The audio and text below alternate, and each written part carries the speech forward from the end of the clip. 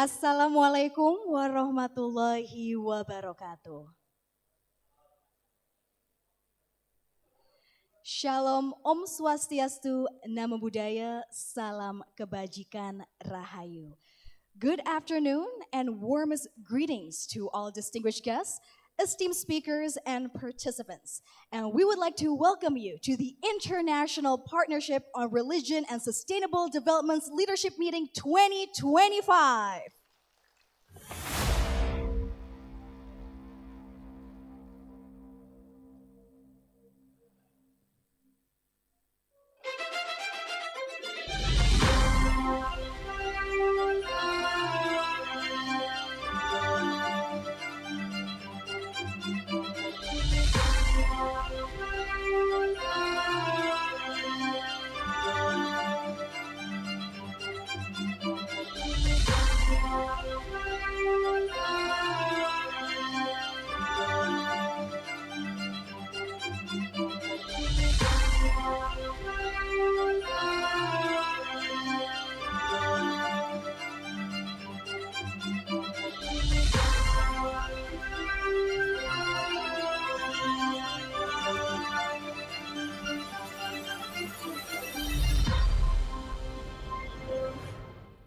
Once again, can I have a big round of applause to begin our event.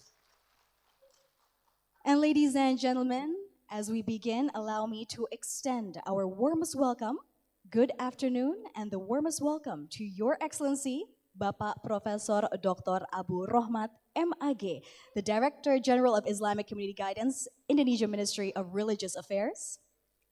Your Excellency, Bapak Dr. Haji Ahmad Zayadi, MPD, the Director of Islamic Information. Your Excellency, Eslon II officials, Indonesia Ministry of Religious Affairs. Your Excellency, Ambassador of Malaysia and colleagues. Your Excellency, Head of Mission or Charge d'Affaires of Philippines and colleagues. Your Excellency, Minister Counselor of Brazil. Your Excellency, Head of Mission of Thailand. Your Excellency, Government Representatives of Brunei and Thailand. Your Excellency, Rectors of Islamic State University and Islamic International Indonesia University. Your Excellency, representatives of faith-based organizations, non-governmental organizations, and ladies and gentlemen, all those in attendance this afternoon. Once again, we extend our warmest welcome. And now, ladies and gentlemen, to begin our event this afternoon, and of course to evoke our sense of nationalism, let us together sing the national anthem of Indonesia, Indonesia Raya. And we kindly invite Mrs. Nurika onto the stage to help lead us. Ladies and gentlemen, we kindly request you to please stand.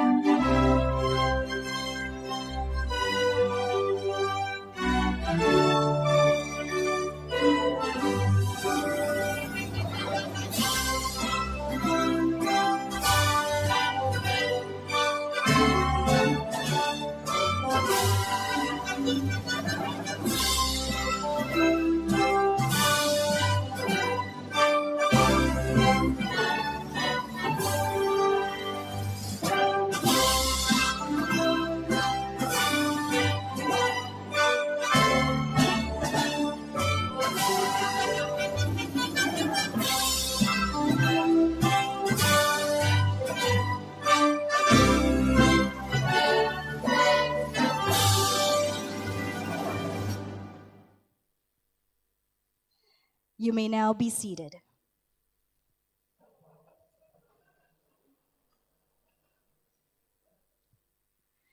And now, ladies and gentlemen, the PaRD Leadership Meeting 2025 today brings together high-level representatives from governments, religious organizations, civil society, and international institutions to foster collaboration on sustainable development, peace building, and interfaith dialogue.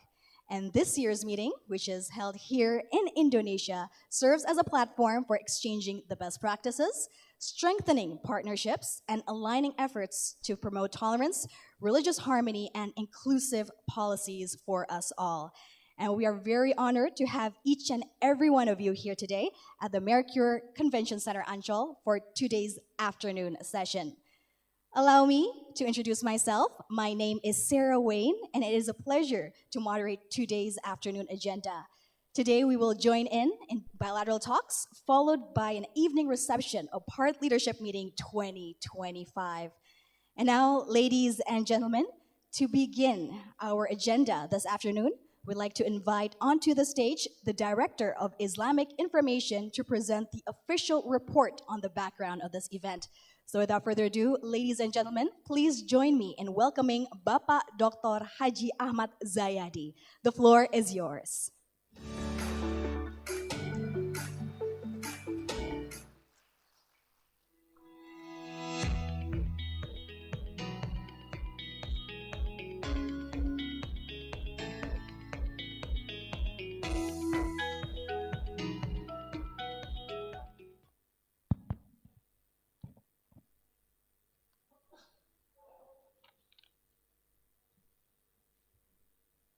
Bismillahirrahmanirrahim.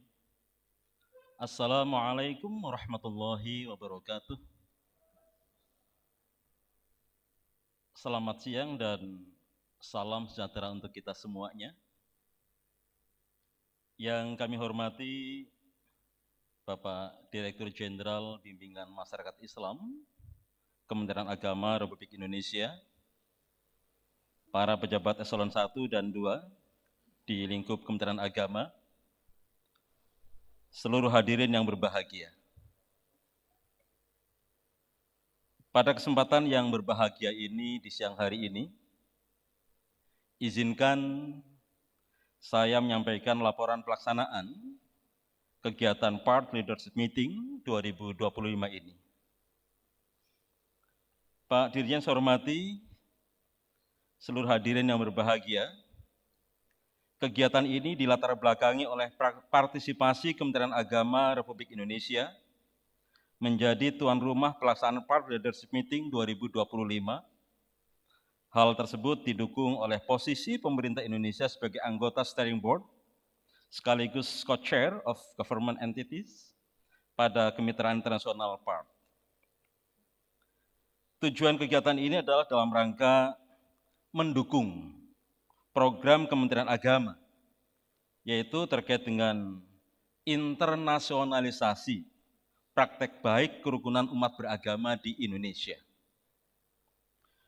Dan kegiatan ini insya Allah diikuti oleh sekitar 160 peserta dari dalam dan luar negeri, yang diantaranya terdiri dari perwakilan pemerintah Indonesia, ada perwakilan dari Kementerian Luar Negeri, ada perwakilan dari Kementerian Perencanaan Pembangunan Nasional Bappenas, dan tentu saja perwakilan dari Kementerian Agama Republik Indonesia. Yang kedua, peserta dari organisasi ormas keagamaan dari setiap agama di Indonesia. Oleh karena itu di forum ini hadir wakil dari pengurus besar Nahdlatul Ulama, dari Muhammadiyah, dari Majelis Ulama Indonesia, dari Walubi, dari Matakin, dari PGI, dari KWI, dan juga dari ICHI. ICHI itu adalah Ikatan Cendekiawan Hindu Indonesia. Kemudian juga hadir bersama dengan kita perwakilan dari non-government organization, ada dari Wahana Visi Indonesia, ada dari International Justice Mission, kemudian juga ada perwakilan kedutaan besar negara yang ada di Indonesia, juga perwakilan negara tetangga telah hadir bersama dengan kita. Ada sahabat-sahabat dari Brunei Darussalam, kemudian dari Thailand, dari Singapura, dan juga dari Malaysia. Yang ketujuh, perwakilan dari PaRD Leadership, dari mulai co-chairs, ada tiga-tiganya saya kira hadir di forum terbaik malam hari ini. Kemudian juga diikuti oleh kawan-kawan dari media dan pers. Pak Dirjen saya hormati dan Bapak sekalian yang berbahagia, insya Allah kegiatan ini akan dilaksanakan pada tanggal 3 sampai dengan 6 Februari di Mercure Convention Center Ancol, Jakarta. Ada dua rangkaian besar sesungguhnya dalam kegiatan ini. Yang pertama di tanggal 3 Februari hari ini agendanya ada Bilateral Talks dan Evening Reception. Kemudian besok tanggal 4 sampai dengan 6 Februari 2025 dilaksanakan kegiatan PaRD Leadership Meeting dan kegiatan-kegiatan yang lain terkait dengan Religious Engagement Evidence Project. Saya kira ini penting untuk kemudian kita bisa melihat kira-kira apa yang sudah kita lakukan dan insya Allah apa yang akan kita lakukan di masa-masa yang akan datang. Bapak Dirjen yang saya hormati, Ibu dan sekalian, demikian laporan yang dapat kami sampaikan. Besar harapan kami kegiatan ini dapat memberikan manfaat untuk masyarakat secara luas, menjadi ajang silaturahim antar stakeholder, baik dalam negeri maupun luar negeri, serta membantu Indonesia dalam perwujudan soft diplomasi melalui religion power. Akhir kata, demikian yang bisa kami sampaikan, kurang lebihnya mohon maaf. Wallahu minkum, wallahul muwaffiq ila aqwamit thoriq. Wassalamualaikum warahmatullahi wabarakatuh.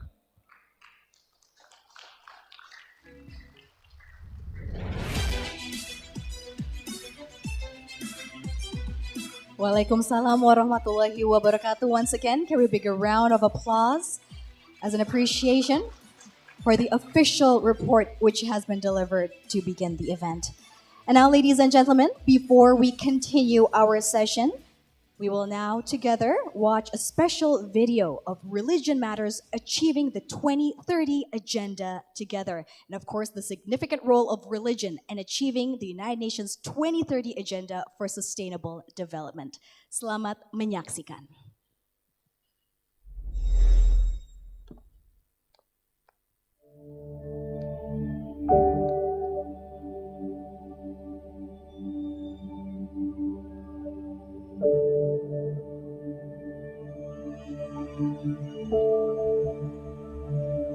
Four out of 5 people worldwide feel connected to a religious or spiritual tradition. Many of them work as volunteers to strengthen social cohesion and sustainable development. Religious organizations have strong networks and a lot of experience. They're committed to peace, environmental protection, health and education, as well as to fighting poverty and climate change. They often provide basic services and mediate conflicts when government services reach their limits.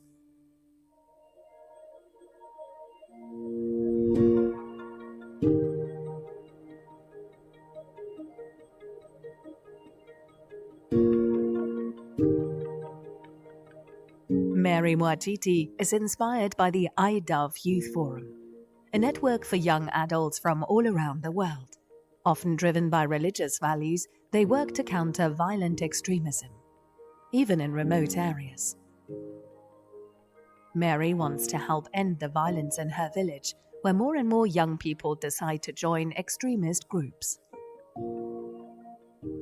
So we brought about different people in the community together so that we can dialogue, talk, and see what went wrong. Where did we divert?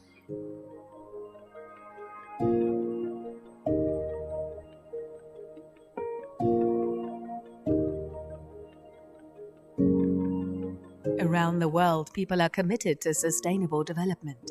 As a Waitha, a religious scholar, Mona Al-Soud advises people on health and hygiene issues. Her work is more important than ever because of the COVID-19 pandemic. أنا كامرأة متدينة، ليس فقط متدينة، أنا كأيضا واعظة، قد تقع علي مسؤولية كبيرة جدا في نشر الوعي الصحي بين المواطنين والحفاظ على سلامتهم وصحتهم، وهذا من خلال تقديم الإرشادات اللازمة لهم للوقاية من الأمراض، وهذا من خلال التقيد بإجراءات الصحة والسلامة العامة كارتداء الكمامة، التباعد، أخذ اللقاح. Religious people like Mona Al-Soud are important role models. People listen to them, including the younger generation.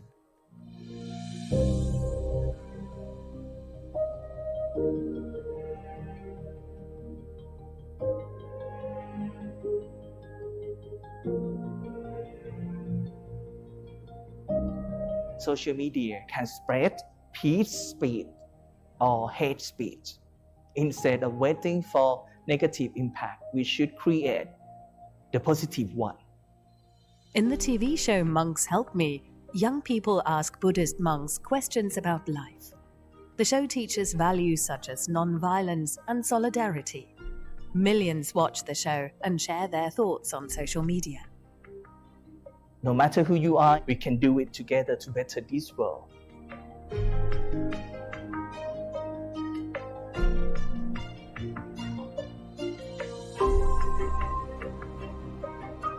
In many countries, people place great trust in religious representatives.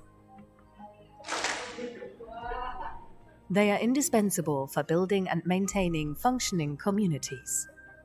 Around 93% of the Indonesian citizens believe that religion are really important in their life.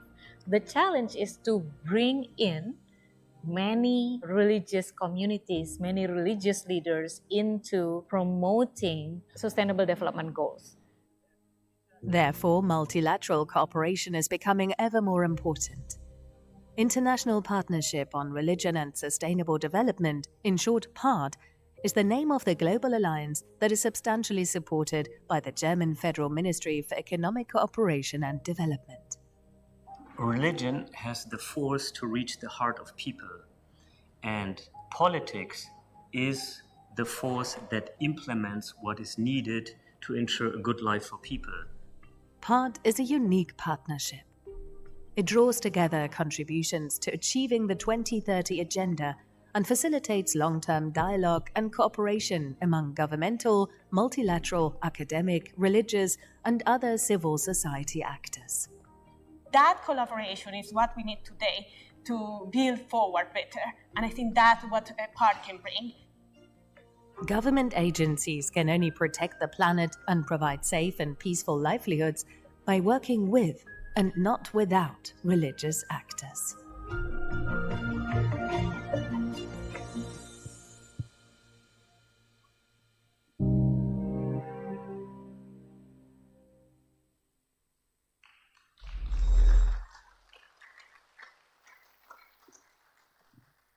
And yes, ladies and gentlemen, as we can all see from the video which we have seen together, it highlights once again that 4 out of 5 people globally are connected to a religious or spiritual tradition.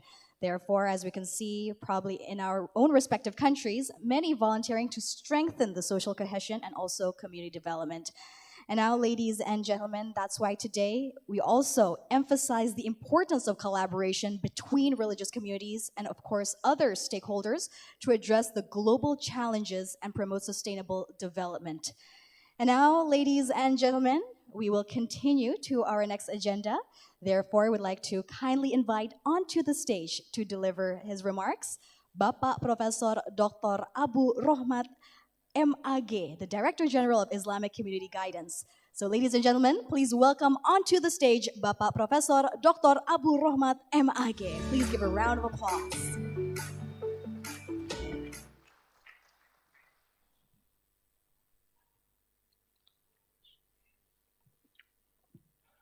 Assalamualaikum warahmatullahi wabarakatuh.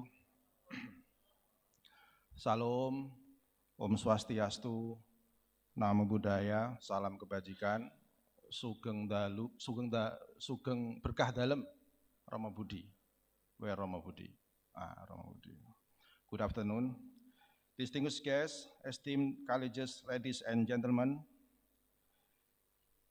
leaders and members of the International Partnership on Religion and Sustainable Development, representative of the Government of Brunei Darussalam, Kingdom of Thailand, Brazil, Singapore, Malaysia, Rector of the State Islamic University,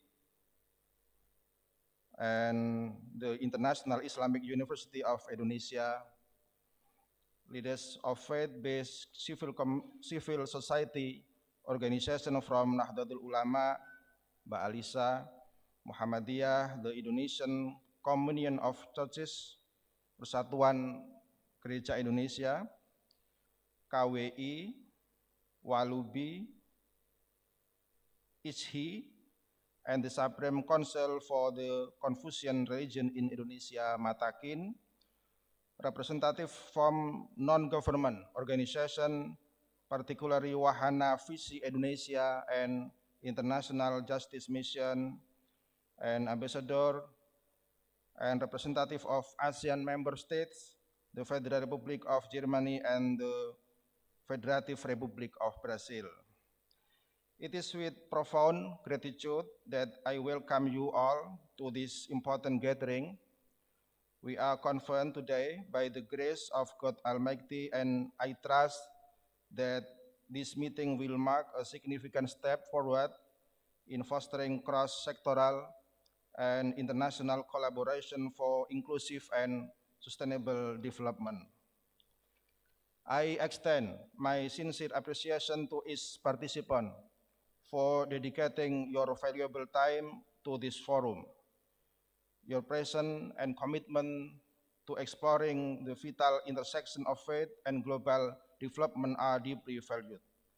Indonesia, as the world's most populous Muslim nation,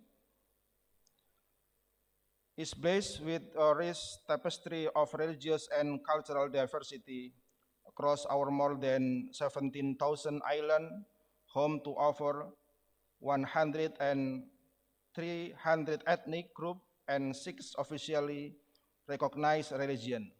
We continuously strive to harness this diversity as a source of strength in building a truly inclusive and sustainable society.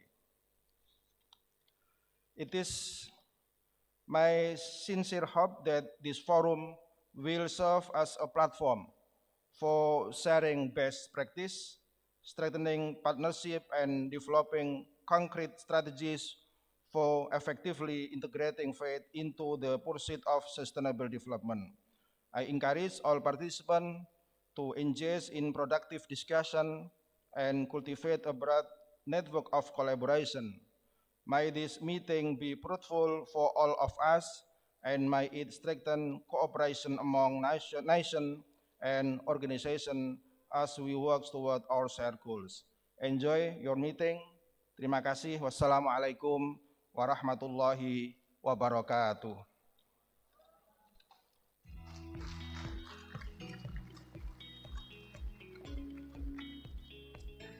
Waalaikumsalam warahmatullahi wabarakatuh. Once again, thank you. Terima kasih. Let's give another round of applause, ladies and gentlemen. Thank you, Bapak. And next, ladies and gentlemen, we'd like to also invite onto the stage to deliver his remarks, Mr. Kuswant Singh, the head of Secretariat of PaRD. Please, ladies and gentlemen, give a round of applause to Mr. Kuswant Singh.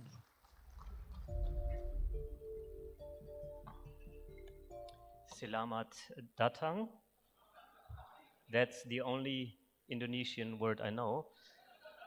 Those ones who remember me from 2022, when we came to Bali, where we did the annual forum for the first time in Asia, I said to the ministry representatives, I will try to learn Indonesian, Bahasa Indonesia, and then you please grant me the Indonesian citizenship.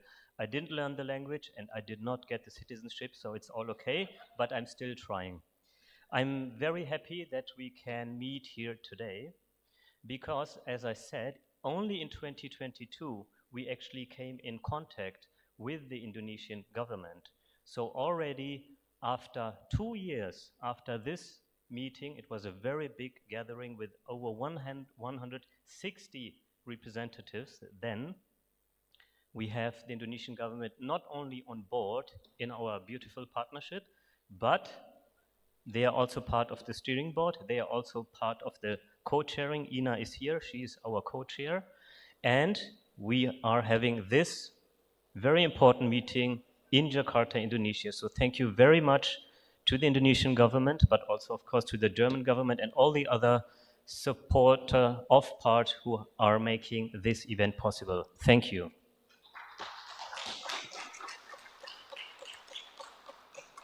The journey of PaRD started in 2016. I was then an advisor in the team which started working on the topic of religion and sustainable development as the very first team ever in the context of German development international cooperation. And the first project I was able to coordinate was a book. It's called Voices from Religions on Sustainable Development. And it was one of the greatest projects I was able to implement in my career. The idea behind this book was that representatives from all religious traditions, including indigenous traditions, wrote based on their tradition on sustainable development. What is good development? And even yesterday we had exchanges with representatives from various countries and traditions, including Buddhism and Thailand. And they said, when we study all the religions, by the end of the day, we realize there is one religion. What do we mean with this provocative expression? It is the religion of compassion. It is the religion of love. It is the religion of justice. And it is the religion that cares for Mother Earth. So that is the spirit we are working with.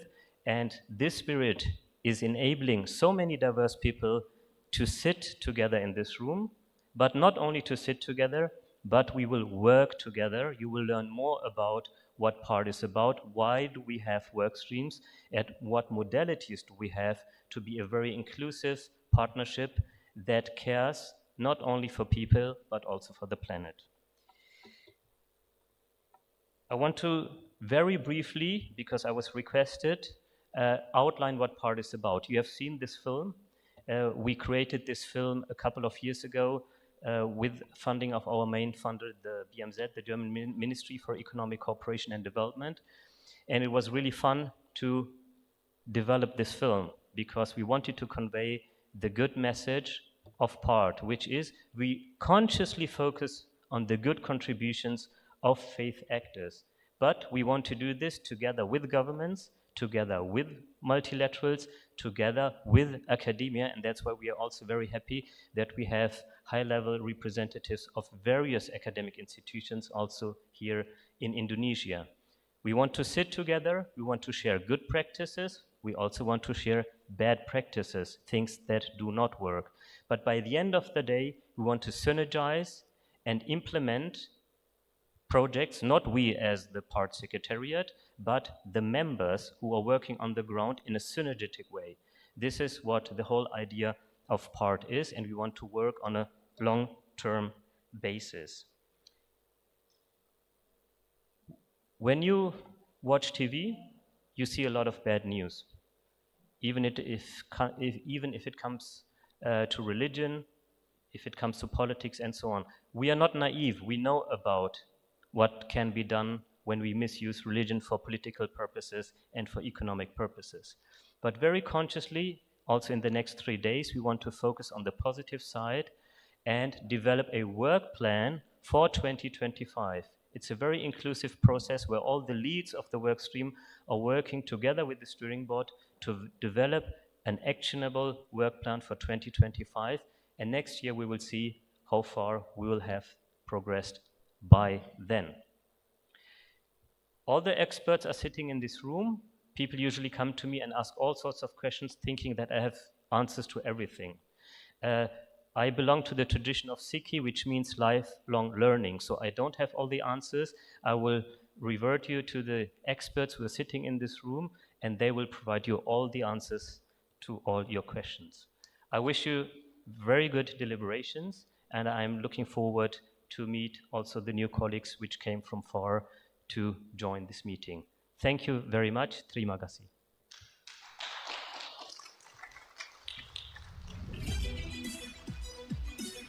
Thank you very much, and terima kasih, Mr. Singh, for the remarks. And now, ladies and gentlemen, to commemorate this wonderful occasion this afternoon, we would like to kindly invite each and every one of you to take part in a photo session. Bapak dan Ibu, kami mohon kesediaannya untuk dapat bergabung berfoto bersama. And the way we will take a picture is, as you can see, the photographer, boleh tunjuk tangannya Mas, boleh melambaikan tangannya, is up here on stage. Therefore, we will take a number of photos. First, we will sit down from our respected seats. Betul? Bapak, kita duduk dulu ya. Tersenyum, duduk terarah kamera. First, we will sit down in our respected seats, and please do smile and look into the lens of the camera, which is at the center stage, and I will help with the countdown for our first picture. In 3, 2, 1. All right, there is another photo session. I would like to kindly ask each and every one of you to please clench your fists together in the air as a spirit of collaboration to begin our discussion this afternoon. Ready everyone? Bapak dan Ibu mohon untuk tangan yang mengepal sebagai tanda semangat. In 3, 2, 1. Okay, once a moment. Apakah butuh berdiri? Do we need a picture standing up? Bagaimana, Bapak? Berdiri. Okay, ladies and gentlemen, we kindly once again invite you to please stand up, to rise, and also smile towards the camera right here on the center stage as we begin today's bilateral discussion session. Everyone ready? In 3, 2, 1. All right, once again with our clenched fists, dengan tangan mengepal, sekali lagi, please put our fists in the air to show our spirit of collaboration once again. Untuk semangat kita Bapak dan Ibu. 3, 2, 1. All right, thank you very much. Please give ourselves a round of applause. You may now be seated once again. And now, ladies and gentlemen, we will continue with our bilateral talks momentarily. But before we do, we will now take a little breather. We will stop for a coffee break for 10 minutes. Therefore, we invite each and every one of you to please help yourself to coffee, tea, and also snacks that is provided in the foyer area. And if you have helped yourself with coffee and tea, we invite you to once again, please be seated to prepare yourself to join in our bilateral talks, which will begin in 10 minutes. Sekali lagi Bapak dan Ibu, kami akan lanjutkan kegiatan berikutnya yaitu adalah bilateral talks. Tetapi saat ini kita akan jeda sejenak untuk coffee break selama 10 menit. Dan kami persilakan untuk dapat mengambil teh, kopi, dan juga makanan yang tersedia di area foyer. Dan kami undang Bapak dan Ibu untuk dapat segera memasuki ruangan saat sudah mengambil teh dan kopi dan menikmati teh, kopi, dan juga cemilan dari meja masing-masing. Dan untuk bersiap mengikuti bilateral talks yang akan kami langsungkan dalam 10 menit mendatang. Terima kasih.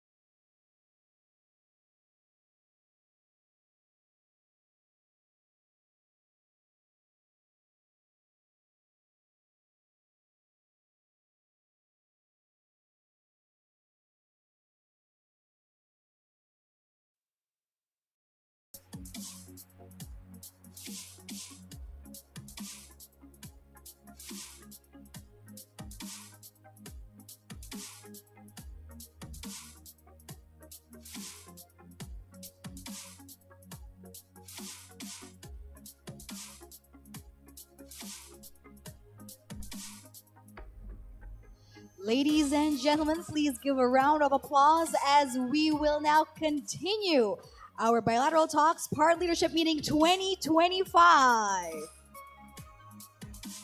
And now, ladies and gentlemen, we will continue to one of our main sessions this afternoon, which is the Bilateral Talks, a PaRD Leadership Meeting 2025, where we will have our discussions, especially on how to foster collaborations.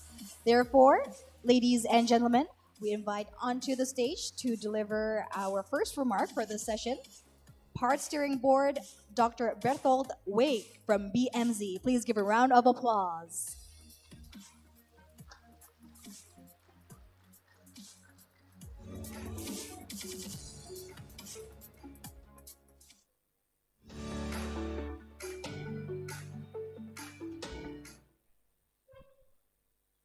Thank you very much. Dear Professor Sayadi, dear Excellencies, dear members and leadership of the International Partnership on Religion and Sustainable Development, PaRD, dear guests, good afternoon and thank you so much for joining us today at this very special occasion. It is an honor to be together before such a distinguished group, leaders, partners, and representatives from diverse organizations and faith-based communities, united by a shared commitment to sustainable development. Today marks an historic milestone for PaRD. This is the first leadership meeting to take place in Asia, and it is only fitting that we are gathered here in Indonesia, a country whose national motto is, Bhinneka Tunggal Ika, unity in diversity. I'm not speaking nothing of Indonesian, I'm sorry. But unity in diversity. This motto perfectly captures the spirit of our partnership and our convictions that only with religious actors we can face the actual worldwide challenges in politics and society and achieve sustainable development. We have seen coming to life during the implementation of projects that the German Development Corporation implemented in Indonesia. There was a close cooperation with Indonesian state and civil society partners, including 6 religious communities. The projects worked on strengthening religious actors in the implementation of the 2030 Agenda and the Sustainable Goals and raising environmental awareness through religious values in traditional markets in Jakarta. Indonesia, represented by the Ministry of Religious Affairs, is a pioneer in our worldwide network. It was the first country from Asia to join PaRD, signaling its recognition of the critical role that religious actors play in addressing global and local challenges. And let me add one thing. We have founded PaRD from the German Ministry of Economic Cooperation and Development in more or less 2016. And yet in this time, representatives of the Indonesian government showed interest in participating in PaRD, yet in 2016. So very welcome finally the Indonesian government to PaRD. In just 2 years or a little more, Indonesia has become a driver within our partnership, serving as an exemplary member in the steering board. Ina, it's your role. Thank you very much.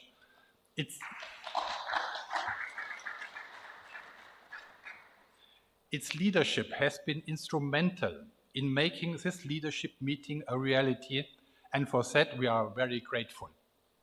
Thank you so much. As we reflect on the progress we have made together, we are reminded of the importance of collaboration. Unity in diversity is not just a guiding principle for Indonesia, but also a cornerstone of PaRD's mission. By bringing together policymakers, religious organizations, and academics and practitioners, we create a space where different perspectives and strengths can converge to contribute to the Sustainable Development Goals.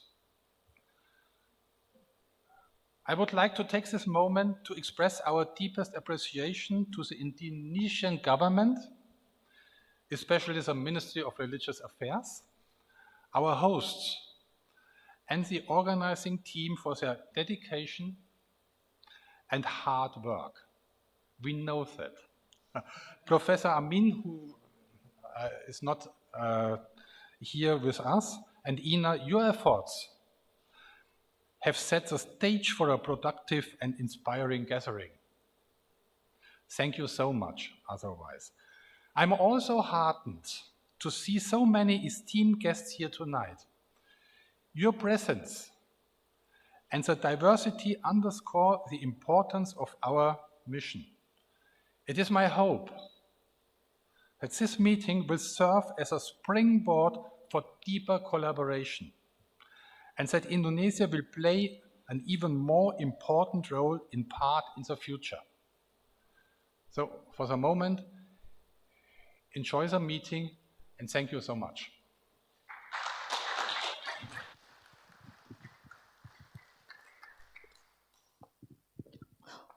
Once again, please give a round of applause. Thank you, Dr. Wei, for the remarks to begin our bilateral talk session this afternoon. And next, ladies and gentlemen, we'd like to also invite onto the stage to deliver his remarks, PaRD Steering Board, Mr. Peter Proove from World Council of Churches. Please give a round of applause.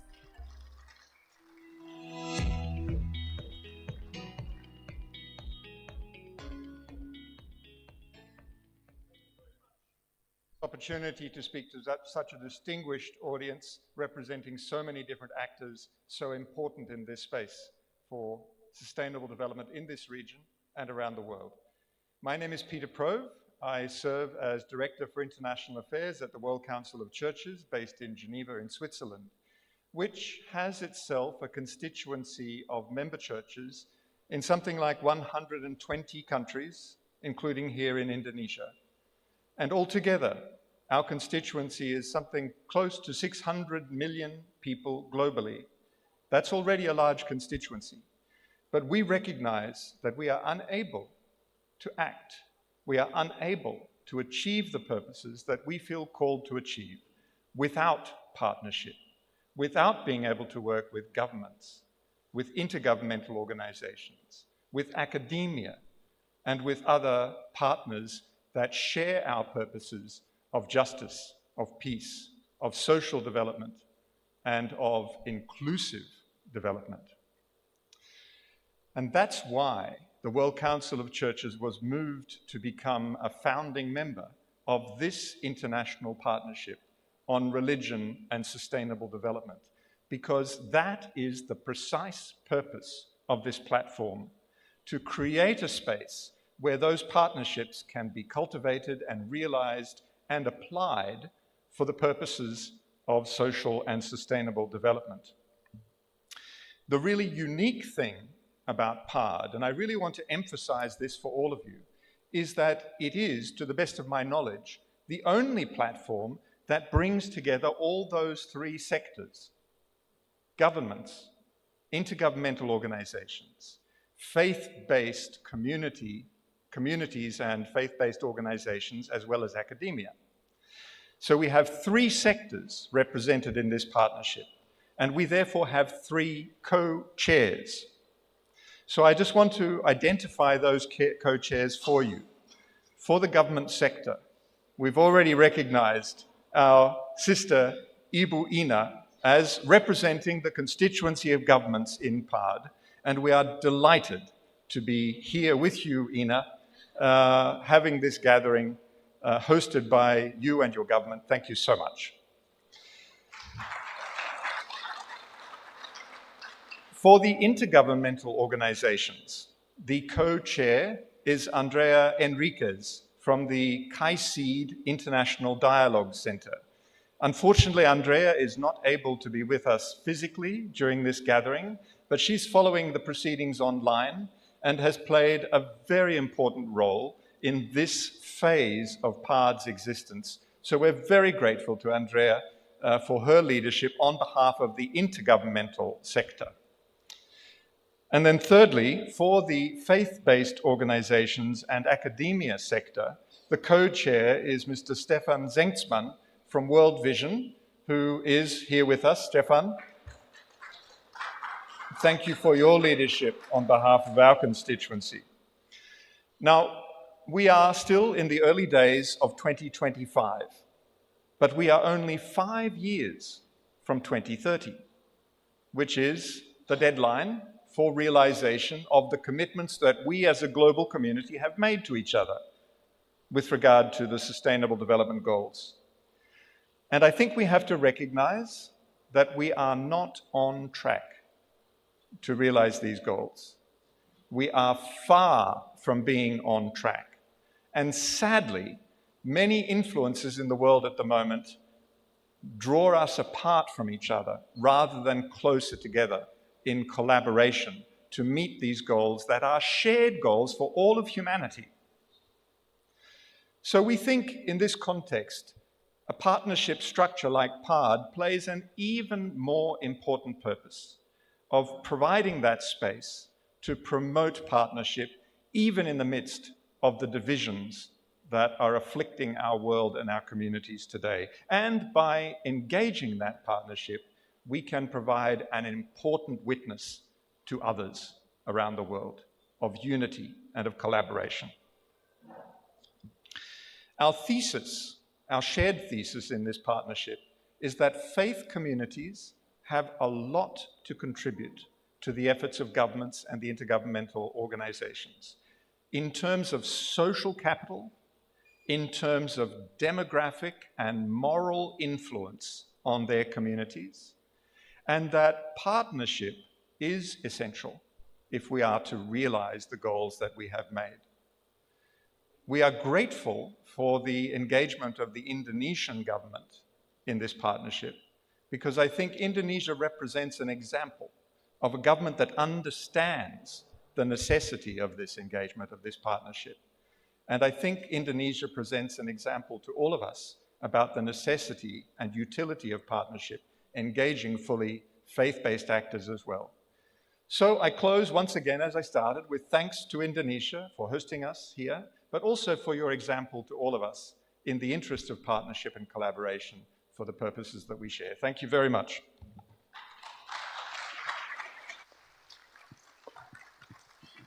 Thank you, Mr. Peter Pro, for your remarks.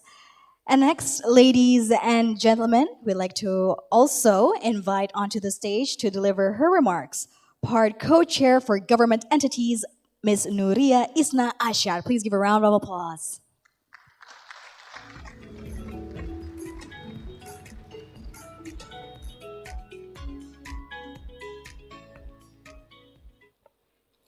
Bismillahirrahmanirrahim.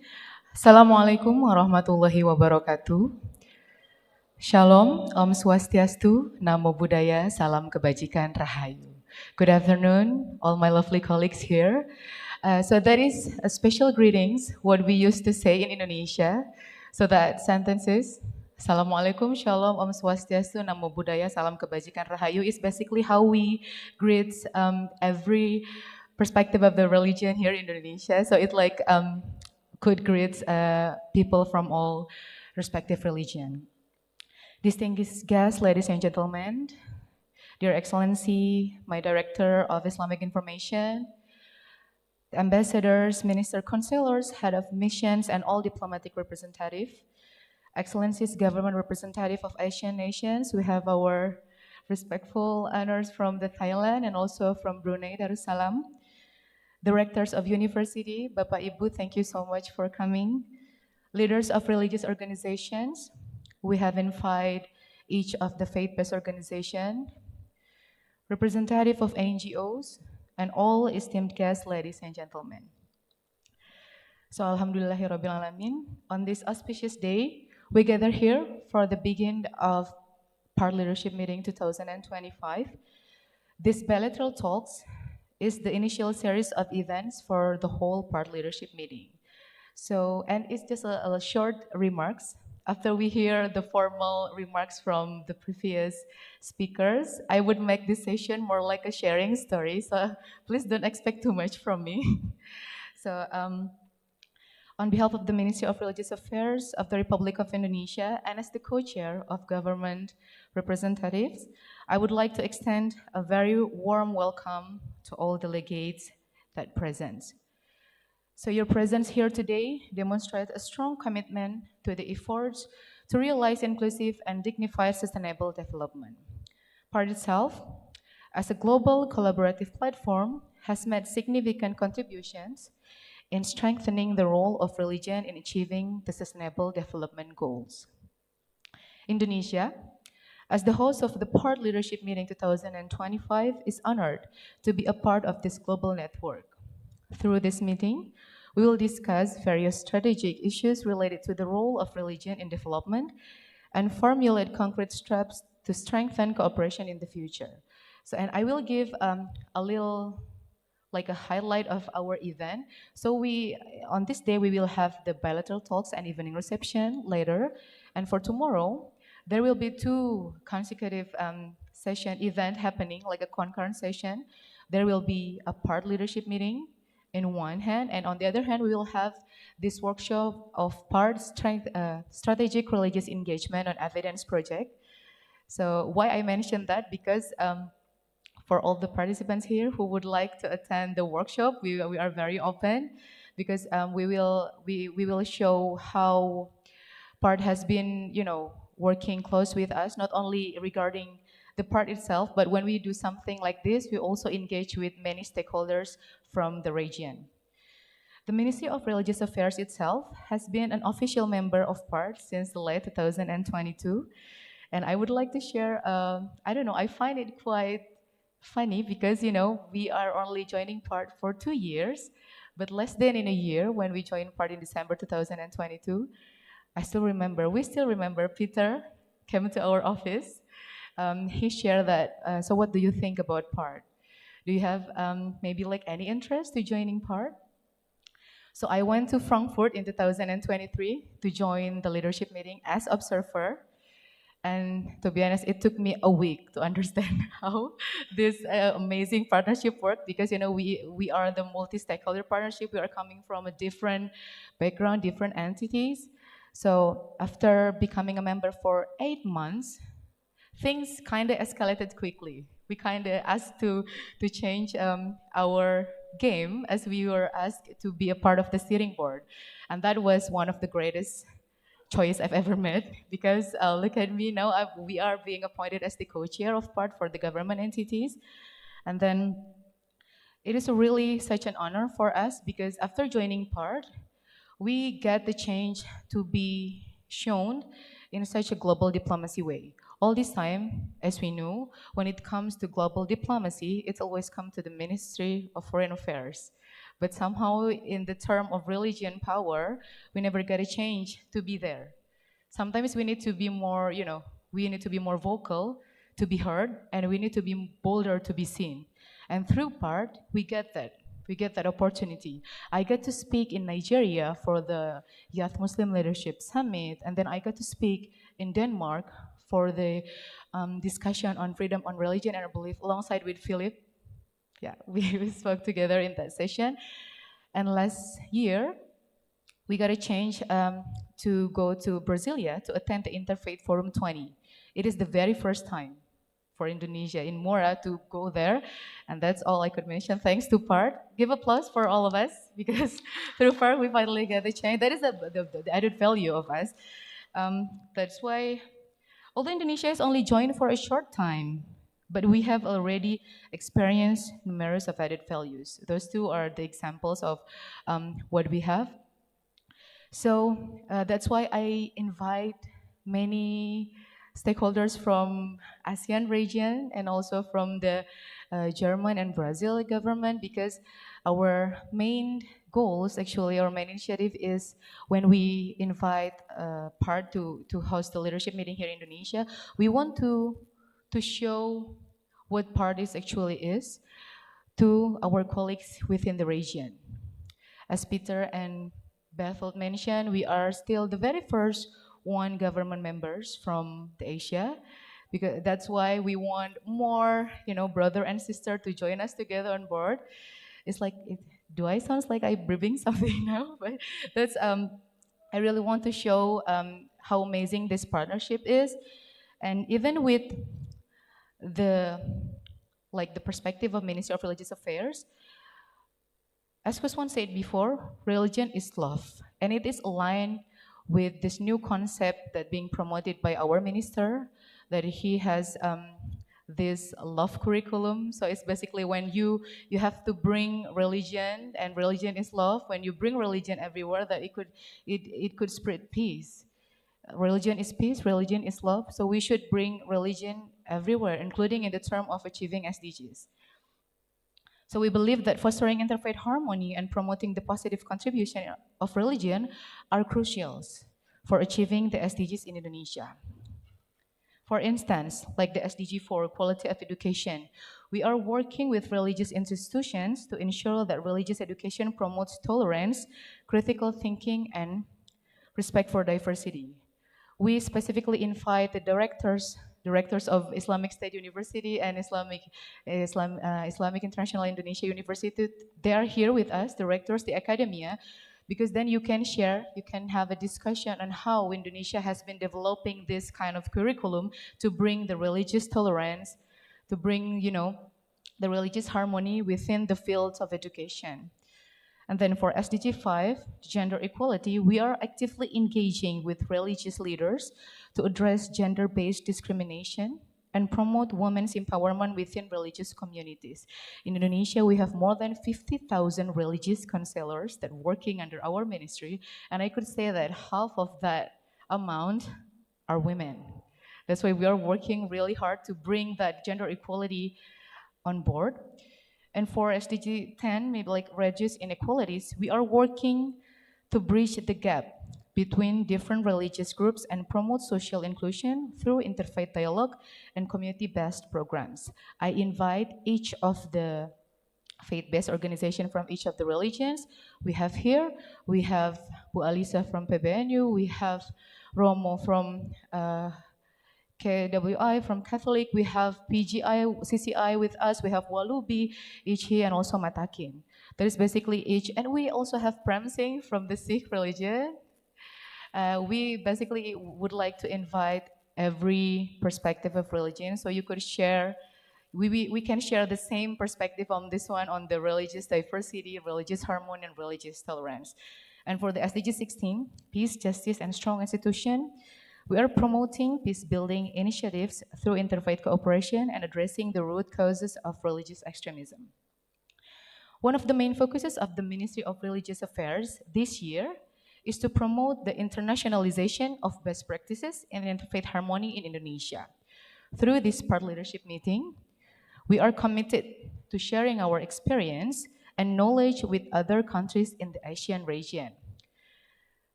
and to promoting the adoption of PaRD principles in effort to build a more harmonious and inclusive society. I'm confident that through constructive dialogues and close collaboration, we can find innovative solutions to address the complex problems faced by humanity. Today, we bring together more than 100 participants from various entities with the PaRD leadership itself to introduce what PaRD is and how Indonesia's cooperation with PaRD has been carried out so far. We have also invited ASEAN governments, ambassadors, university rectors, religious organizations, and public figures, because in the near future, we have this initiative to build PaRD Asia. It's like a teaser for what we're gonna do in the near future. That's why when I invite each of the ambassadors and the government from ASEAN, I mentioned that in the near future, we have this thought of making, the sub-region partnership. It's not like building another partnership. No, it's not like PaRD inside PaRD. No, but it's like, to strengthen, because as you see, the issues of SDG that we faced in each of the continents is really different. like what the SDGs issues that are being faced in the US context, in European context, in African context is really different what we face in the ASEAN context, in the Asian, within the Asian. That's why I thought that when I went to Brasilia last year, I thought that I feel like as I'm the co-chair, why don't we think about something new that could strengthen our relationship when I know the possibility of having religion actors within the ASEAN region to join part and to strengthen the partnership is really big, it's really there. We just have to start it now. And that's why we have high hopes that through a discussion that takes place today, it will be the beginning of a stronger partnership between PaRD and stakeholders from the ASEAN region. Our colleagues from the African region have a PaRD African voice. That's why I mentioned about the PaRD Asia.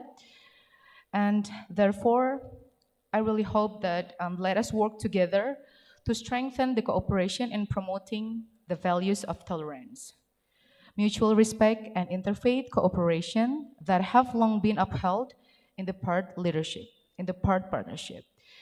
Indonesia, we are very ready to be a strategic partner for countries and for all stakeholders in the ASEAN region in realizing PaRD's vision of building a more peaceful and prosperous world. And I think that's all from me. That's all I can say. And although my name is Nuria Isnashar, but my colleagues keep calling me Ina because I think it's too hard to pronounce my full name. So you can call me Ina. And I am on the behalf of the government of Indonesia, and as I'm also representing the co-chair of government entities, wish you, every one of you, a very joyful and fruitful discussion. And that's all from me. Wassalamualaikum warahmatullahi wabarakatuh. Waalaikumsalam warahmatullahi wabarakatuh. Thank you very much once again for the remarks, Ibu Ina. And now, ladies and gentlemen, we will continue our next session in our bilateral talks this afternoon. And after listening to the remarks, we will now continue in just a moment with the work stream presentation session. And now for this session, hopefully from the speakers, which I will introduce and also call upon in just a moment, this will also highlight and of course marks a very important topic for us together to discuss, especially to be able to understand together key initiatives, focus areas, and also efforts undertaken within PaRD itself. And for each work stream, of course, plays a crucial role in addressing the global challenges that we all face, each and every one of us, all nations face all together, the global challenges that we see and also face each and every day. And this can be done, ladies and gentlemen, of course, through multi-stakeholder partnerships, fostering dialogue, and as mentioned before, implementing impactful projects. So therefore, without further ado, this afternoon, we will continue and of course take part in the discussion. And hopefully, as mentioned in our opening session, that together we can foster collaboration and also strengthen cooperation within each other. And later, ladies and gentlemen, we will present to you 5 work streams. And each work stream will have an allocation time of 10 minutes each to be able to present their highlights. And therefore, ladies and gentlemen, we kindly invite you to please join in the discussion, because after this, we will together engage in sort of a focus group discussion where we can together, of course, share our experiences, our expertise, and of course, our key initiatives to be able to promote and also address the issues that the global world and of course all nations are facing all together. And there will be 5 work streams, ladies and gentlemen. The first is health, and then the second one is freedom on religions or beliefs, and the third is food security task force. The fourth is we care, and the fifth is evidence project task force. So without further ado, ladies and gentlemen, as we can see up on stage, the chairs are ready. So please give a round of applause as I invite the co-lead of each workstream in PaRD to join us on stage. Ladies and gentlemen, please give a round of applause to the co-lead.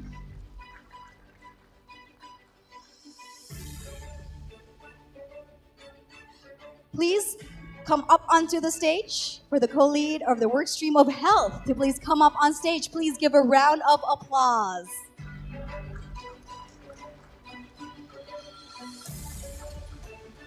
And next, ladies and gentlemen, please join me in also inviting onto the stage the co-lead of the work stream FORB, or Freedom on Religions or Beliefs. Please give a round of applause. Please do take a seat up on stage. Thank you for joining us. And next, please also come up onto the stage and join us, the co-lead of Food Security Task Force Workstream, to please come up on stage. Please give a round of applause, ladies and gentlemen.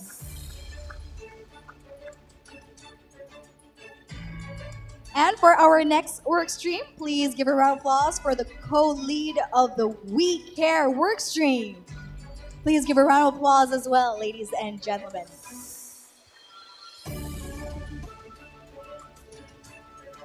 And last but not least, please join us in welcoming the co-lead of the Evidence Project Task Force Workstream. Please give a round of applause for Evidence Project Task Force Workstream co-lead.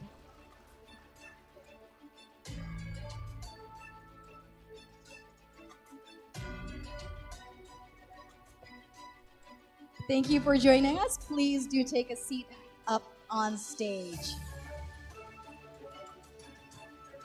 So ladies and gentlemen, we are now ready to join in the PaRD workstream presentation session.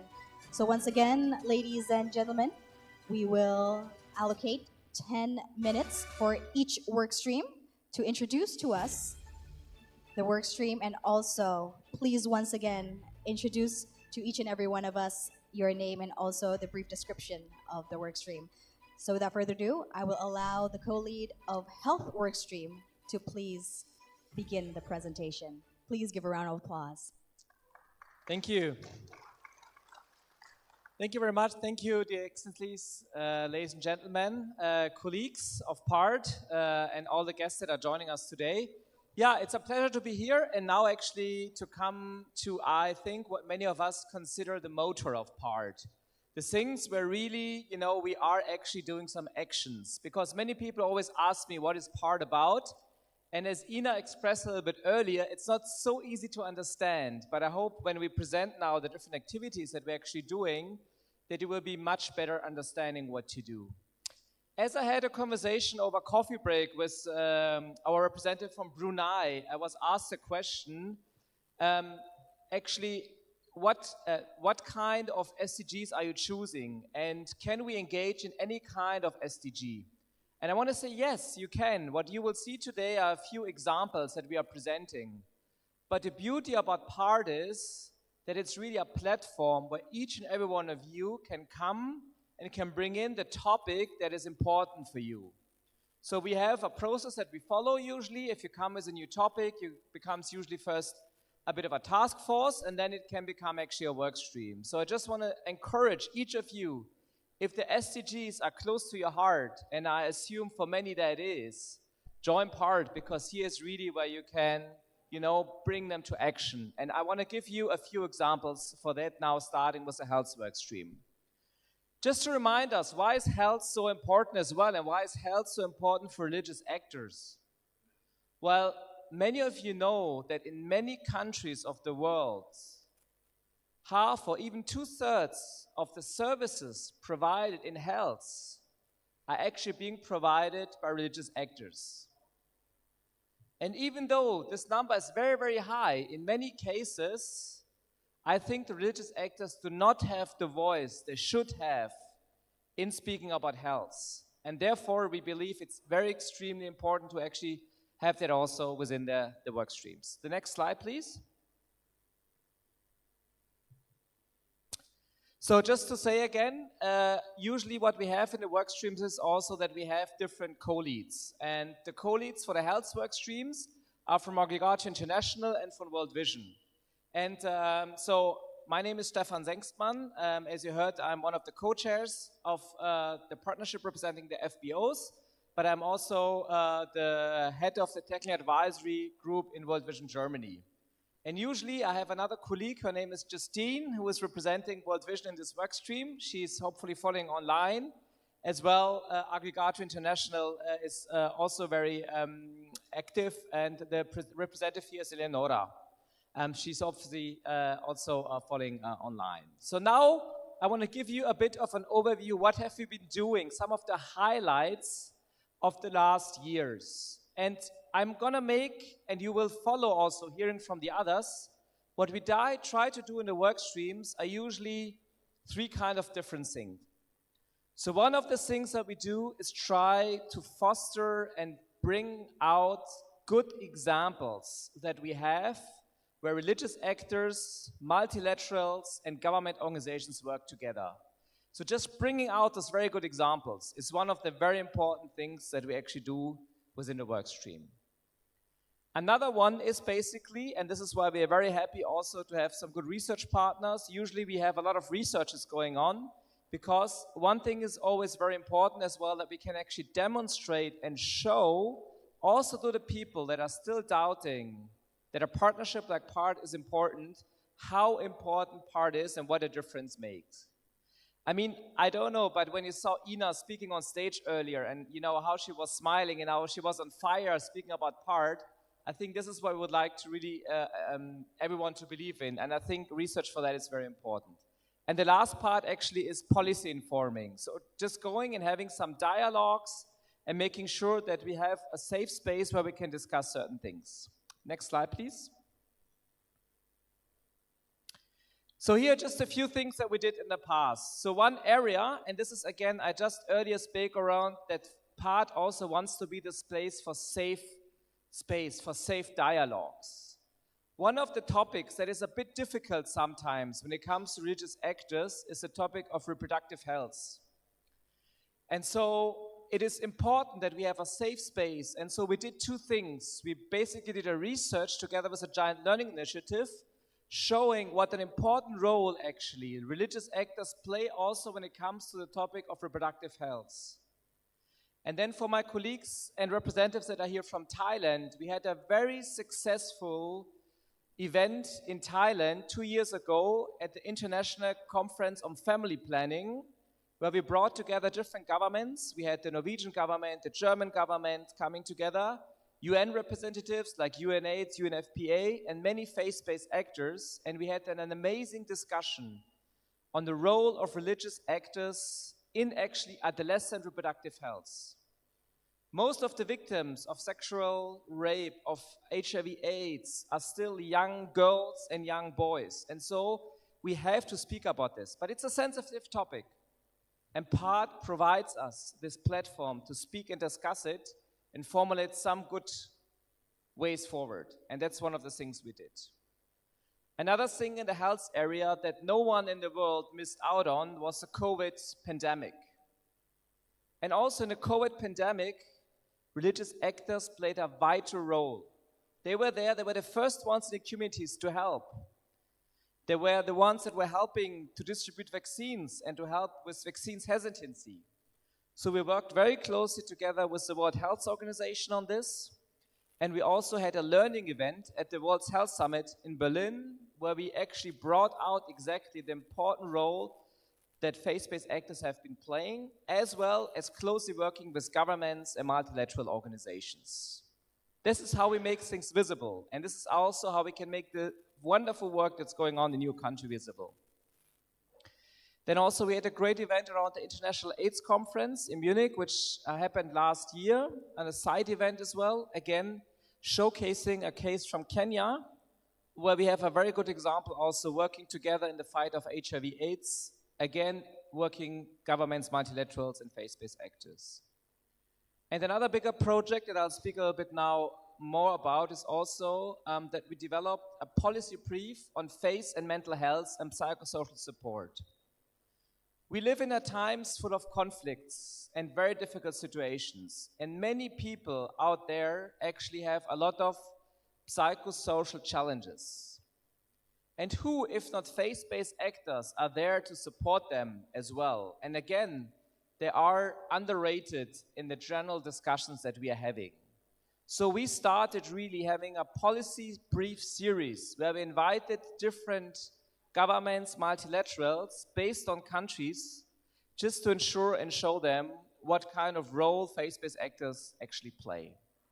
Next slide. And this now leads me to what are some of the activities that we are planning for this year. And again, we are open. If there's other interests of people in the room, they say we want to move this and this forward very much. One of the things that we are planning is to do some nutrition dialogues. What do I mean by this? So obviously health and nutrition is very close connected. And in fact, this is one of the themes that we'll be speaking in our leadership team as well. We're looking into a flagship project that is focusing on the topic also of nutrition. We'll hear that a bit later, food security, from my colleague. But having these dialogues means giving people a voice, giving religious actors a voice, different youth, kids a voice. So that is also what PaRD is about, making those people that are not being heard, heard. And that's another thing we're planning for this year, having this series of dialogues. Then, and sorry, there's a spelling mistake here on the slide. We are basically want to support the first international symposium on faith-sensitive mental health and psychosocial support in humanitarian development and peace-building context. That is planned by Aggregato International, many others, and we want to support this and really bring that out as well. And also we are looking into another side event at the International Conference of Family Planning, which is happening in Bogota this year. We are working here with our colleagues from CCIH. Another thing where we want to bring the voice of PaRD in. So you can see we have been working on many, many different things. And as I say, PaRD is a platform. We want you to get engaged in it. And I hope I was able to give a few examples how we did this in health in the last years. Thank you so much. And over to Forb. Selamat sore. Bapak-bapak dan ibu-ibu, dan salam hormat kepada anda semua, pemimpin-pemimpin dari ASEAN dan Brazil. Dengan izin saya sambung dengan dalam bahasa Inggris. Yes, I am from FORB, one of the 5 work streams, which stands for Freedom of Religion or Belief, one of the 3 work leads. My name is Majinder Pal Kaur. I'm of Malaysian origin, but I live in the UK, where I am the legal director, international legal director of United 6. 2 of my colleagues who were supposed to be on the stage here, and I'm going to invite them to saunter their way here, are Gaetan, who is from the World Evangelical Alliance, and Philip, who will talk to you about the 2 aspects of FORB that they've been involved with. Indonesia is a very good example of where we should talk about FORB because it is the largest Muslim population in the world, and also has the diversity of religions unparalleled by other countries, and how the Panchasila helps them achieve that.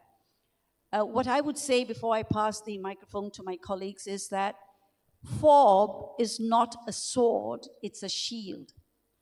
We must not be frightened off by freedom of religion as being a challenge to governments, a challenge to the capitalist world. It's in fact a shield that provides religious freedom to all of us, of whatever, religious freedom and belief, or belief, to all of us. Hence, it involves all of us. Gaetan will talk about how he achieved that in Pakistan, where we use preemptive methods. You don't have to wait for a violation of religious freedom before you do something about religious freedom. So he will tell you in detail of how they're in the process of setting up 25 peace centers. We will also have Philip talking about how education and training has been useful in countries like Denmark, and I think Indonesia and Malaysia, to achieve peace through religion, which is, religion has often been badly accused as being offenders of peace, when actually all of us in this room agree, I'm sure, that it is supposed to be a vehicle for peace. So if I may now hand it over first to Gaetan so that we are able to give you more details of what his team has been doing. Thank you, Majinder Pal. I'm the permanent representative of the World Evangelical Alliance at the United Nations in Geneva, and in this function, the representative of 600 million evangelical Christians around the world, one of the largest church movements of the world.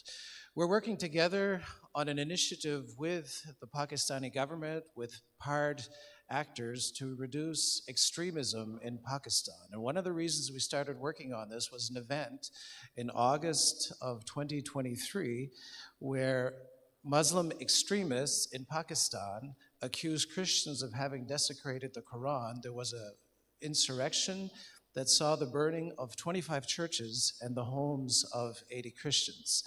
Half a year later, another evangelical Christian was falsely accused of having desecrated the Quran. They looted his shoe factory, they burnt the shoe factory, they burnt his home, and they killed him, they kicked him to death in front of his factory. I have the execution video that I sent to my colleague, the Pakistani ambassador in Geneva. So various PaRD members got together and said, what could we do together with the government to reduce extremism in the country? And one initiative that we're now working on is to create 20 peace committees in the first year in the most populous cities of Punjab, the most populous province of Pakistan, of 15 to 20 religious leaders that are, yes, Muslim imams, Christian pastors, and other leaders of religious minorities to get together, to have them trained regularly, and when there is an insurrection in their city, they are the task force that goes to this insurrection and tries to de-escalate the situation.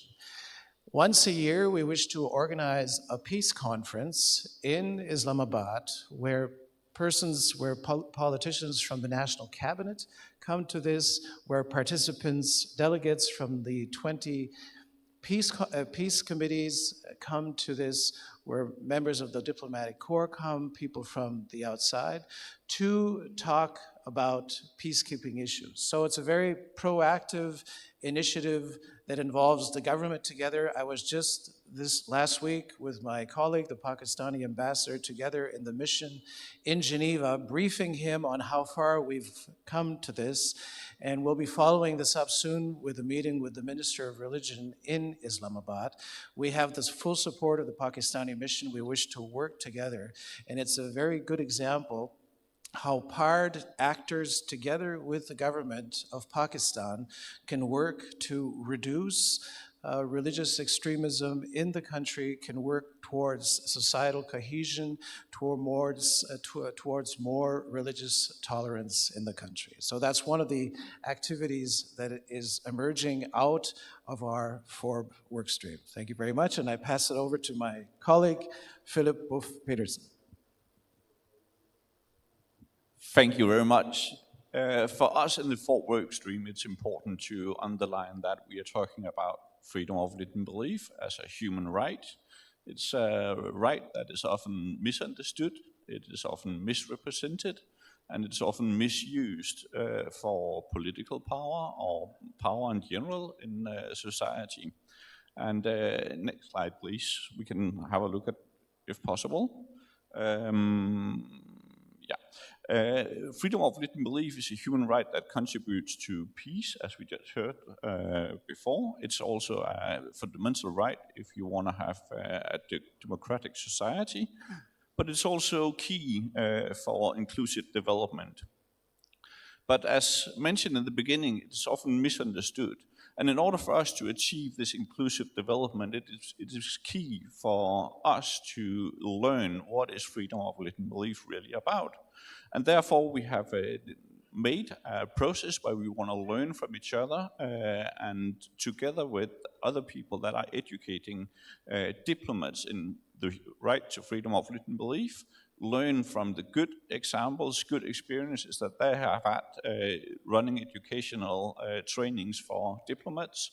So we just did one for the European External Action Service, and together with them, and many of their diplomats, and we want to take those experiences and be in dialogue with other countries, other NGOs involved in this field, to develop tools that can help diplomats to know what freedom of religion belief is, how to protect it, and how to promote it.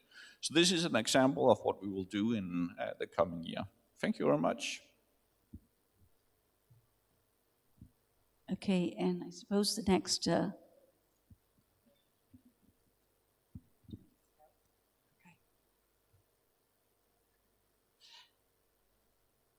Hi, everyone. My name is Andrea Kaufman, and I work for World Vision International, but I'm here representing the PaRD Food Security Task Force, along with my colleague Peter, who you heard from earlier. It really is an honor and a privilege to be with you all, representatives of government, of Indonesian NGOs, and also to be hosted here so graciously by the Indonesian government. I want to start by telling you a story of a girl, 11-year-old girl in Mozambique named Maria. Maria lives in a region that's been hit by drought, floods, cyclones, incredible climate disasters over the last several years that's really impacted the ability of her family to access nutritious and affordable food. For Maria, her most reliable meal comes through a government-sponsored World Food Program funded school meals program. That school meal program came about because of advocacy of many local organizations, including faith-based organizations, who are also active in the implementation of ensuring that nutritious and good food comes to Maria. So this is an example of the kind of work that we see when multilateral organizations, intergovernmental organizations, governments, and faith-based organizations work together to solve problems, to work towards the Sustainable Development Goals that have dramatic impact for individuals, children, and families. As PaRD, we've over the last several years, we've sort of been growing our interest in responding around the SDG 1 and 2, especially looking at issues of hunger, nutrition, and food security. We see these are increasing challenges that have been exacerbated by insecurity, conflict, climate-related emergencies, and rising costs. We saw dramatic backtracking during COVID for all of the reasons that we said before. And so as PaRD, we want to come together because we know finding solutions will require innovative multi-stakeholder engagement.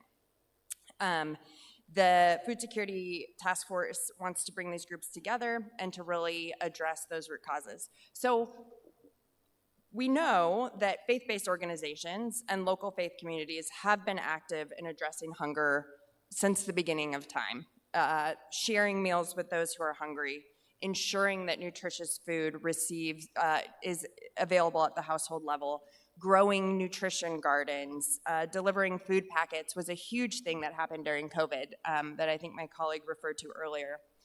They've also been active as smallholder farmers. Local faith communities often are made up of many smallholder farmers, and they can and do tap into climate-smart agricultural projects, sustainable local solutions that often have been active in the indigenous communities for generations.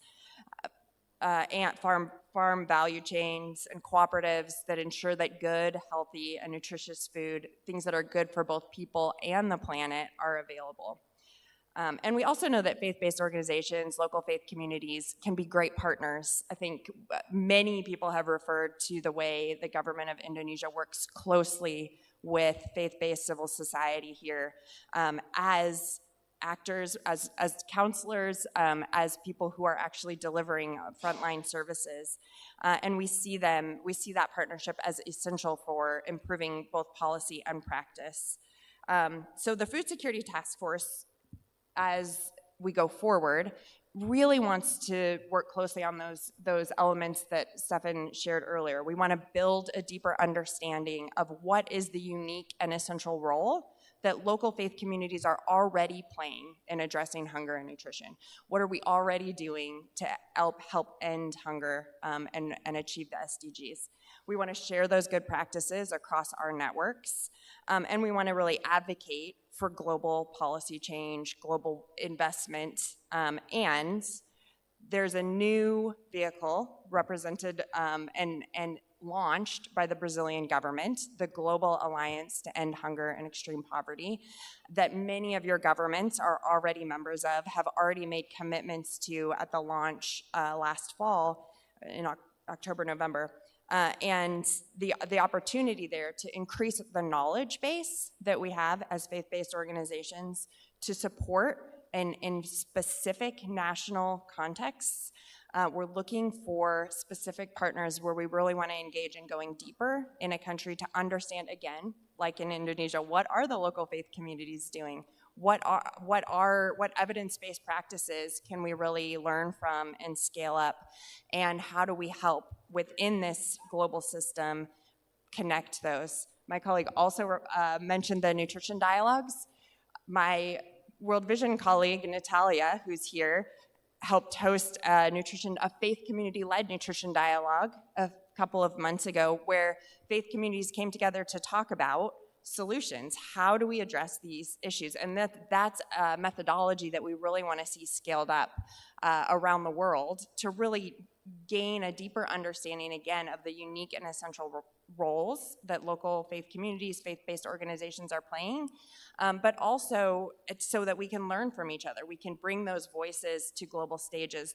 The first set of nutrition dialogues are already informing a report that will inform the Nutrition for Growth conversations happening in Paris in March. And we think as local faith communities, government, and multilateral actors working together, we have solutions. And we have the opportunity to scale those solutions, to mobilize action, and really to work together to end hunger. That's it.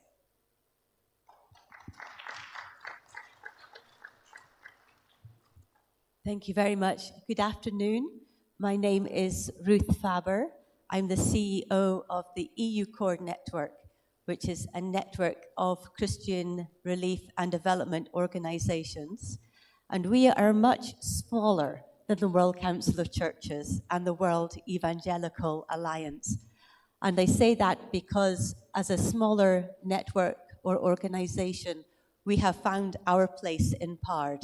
So I don't want you to think that PaRD is only, I don't know how many, Peter, you said the constituency of the World Council of Churches is, but even if you're a smaller organization or a smaller government, you are still very welcome and you can still find your place within the PaRD Fellowship.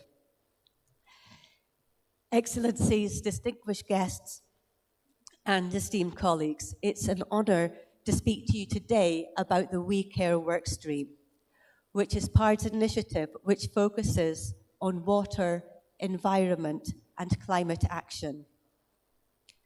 Climate change is not an isolated issue.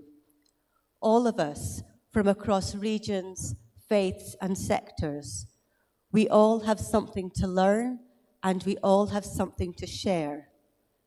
There is no single entity, whether a government, an organization, or a community, that can address this challenge alone.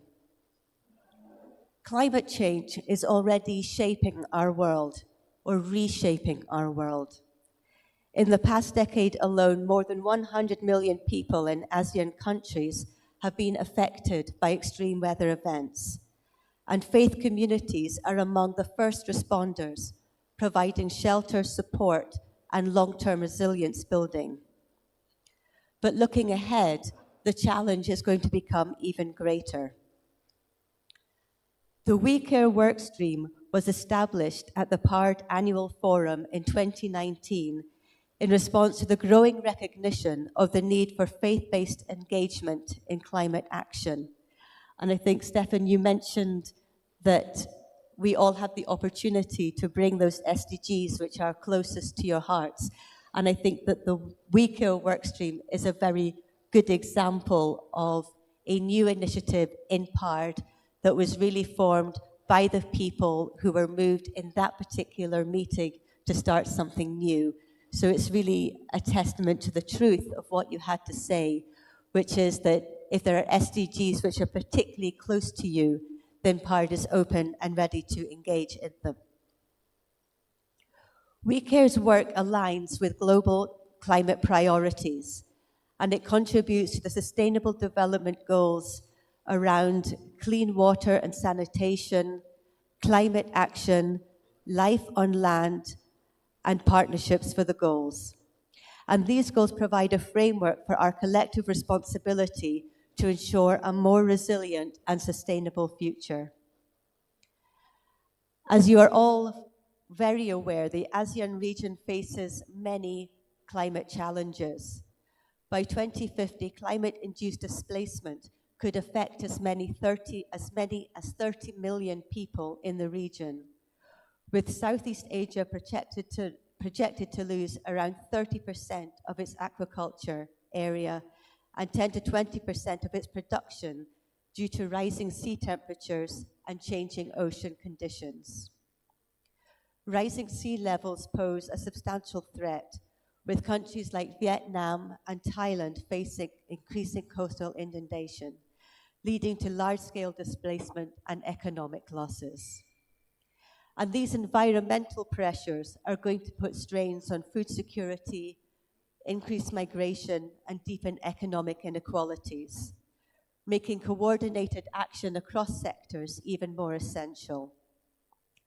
What will our cities and communities look like in 25 years if we fail to act? So these are some of the issues that the WeCare workstream is trying to address. At COP28, PaRD contributed financially to the first ever Faith Pavilion, helping to shape its vision and collaborating with partners to support an interfaith program and seminars.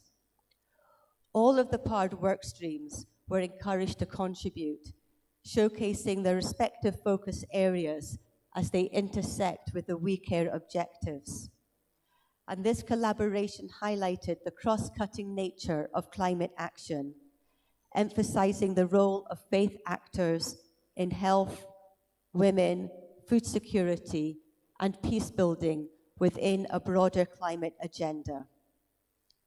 Another initiative has been the WeCare Resource Catalogue, a growing collection of materials providing faith-based perspectives on climate and environmental issues. This resource serves as a knowledge hub, equipping faith actors, policy makers, and practitioners with insights, case studies, and practical tools to enhance faith-led environmental policy making and action. WeCare has also worked to strengthen government engagement with faith-based organizations, advocating for policies that leverage the social capital and reach of religious institutions. As an example, the WeCare co-leads Dinesh Suna and myself were invited by the Ministry of Religious Affairs to contribute to discussions on environmentally friendly mosques, bringing examples from the Christian community. And through this initiative, we could contribute to reflections on how places of worship can incorporate sustainable practice, reduce their carbon footprint, and serve as hubs for climate awareness within faith communities. And this partnership is an example of multi-stakeholder collaboration promoting faith-led environmental action, and it is something that we hope to build on. And additionally, WeCare members seek to bridge the gap between faith communities and academia, working closely with UNEP's Faith for Earth initiative to integrate religious perspectives into environmental policy frameworks. So that's an example of some of the work that we have been doing, and what do we see if we look to the future? In collaboration with the Data Science for Sustainable Development, which is a non-profit linking data scientists, geospatial scientists, and software engineers, we're looking to develop an interactive web application to map faith-led climate projects globally to foster collaboration and knowledge sharing. And following on from Andrea's talk about the food security initiative, from our side, we want to contribute to that through the Living Planet Monitor. And the Living Planet Monitor is an initiative of the World Council of Churches, with the first issue already published and available on the PaRD website. It tracks commitments to sustainable food systems, land conservation, ecological biodiversity, and water justice, with the first edition focusing on East Africa. And the PaRD workstream would like to engage in the Living Planet Monitor as a PaRD initiative to broaden out the perspectives and to contribute to that publication more broadly. So finally, how can you get involved? Well, your role in these efforts are crucial, whether as diplomats, policymakers, academics, or civil society representatives. Your engagement strengthens the intersection of governance, faith, and environmental action. If you are a PaRD member, we warmly welcome your participation in the We Care workstream. Your insights, your initiatives, and enthusiasm can help enhance faith-based climate action and policy engagement. If you are not yet a PaRD member, we encourage you to join the network and to become a part of the We Care workstream. By joining, you will have the opportunity to collaborate with a diverse, multi-stakeholder platform, engage in meaningful policy discussions, and help shape a more sustainable future through faith-led environmental action. We are also keen to hear about your ideas, research, and project that align with PaRD and the We Care workstream. If you have initiatives that can contribute to our shared goals, including where financial collaboration may be possible, we would love to explore some of that potential with you. Faith communities have always played a vital role in times of crisis. Now, in the shape of climate change, we must act together, policy, science, and faith. So please join us in shaping solutions that are going to make a difference.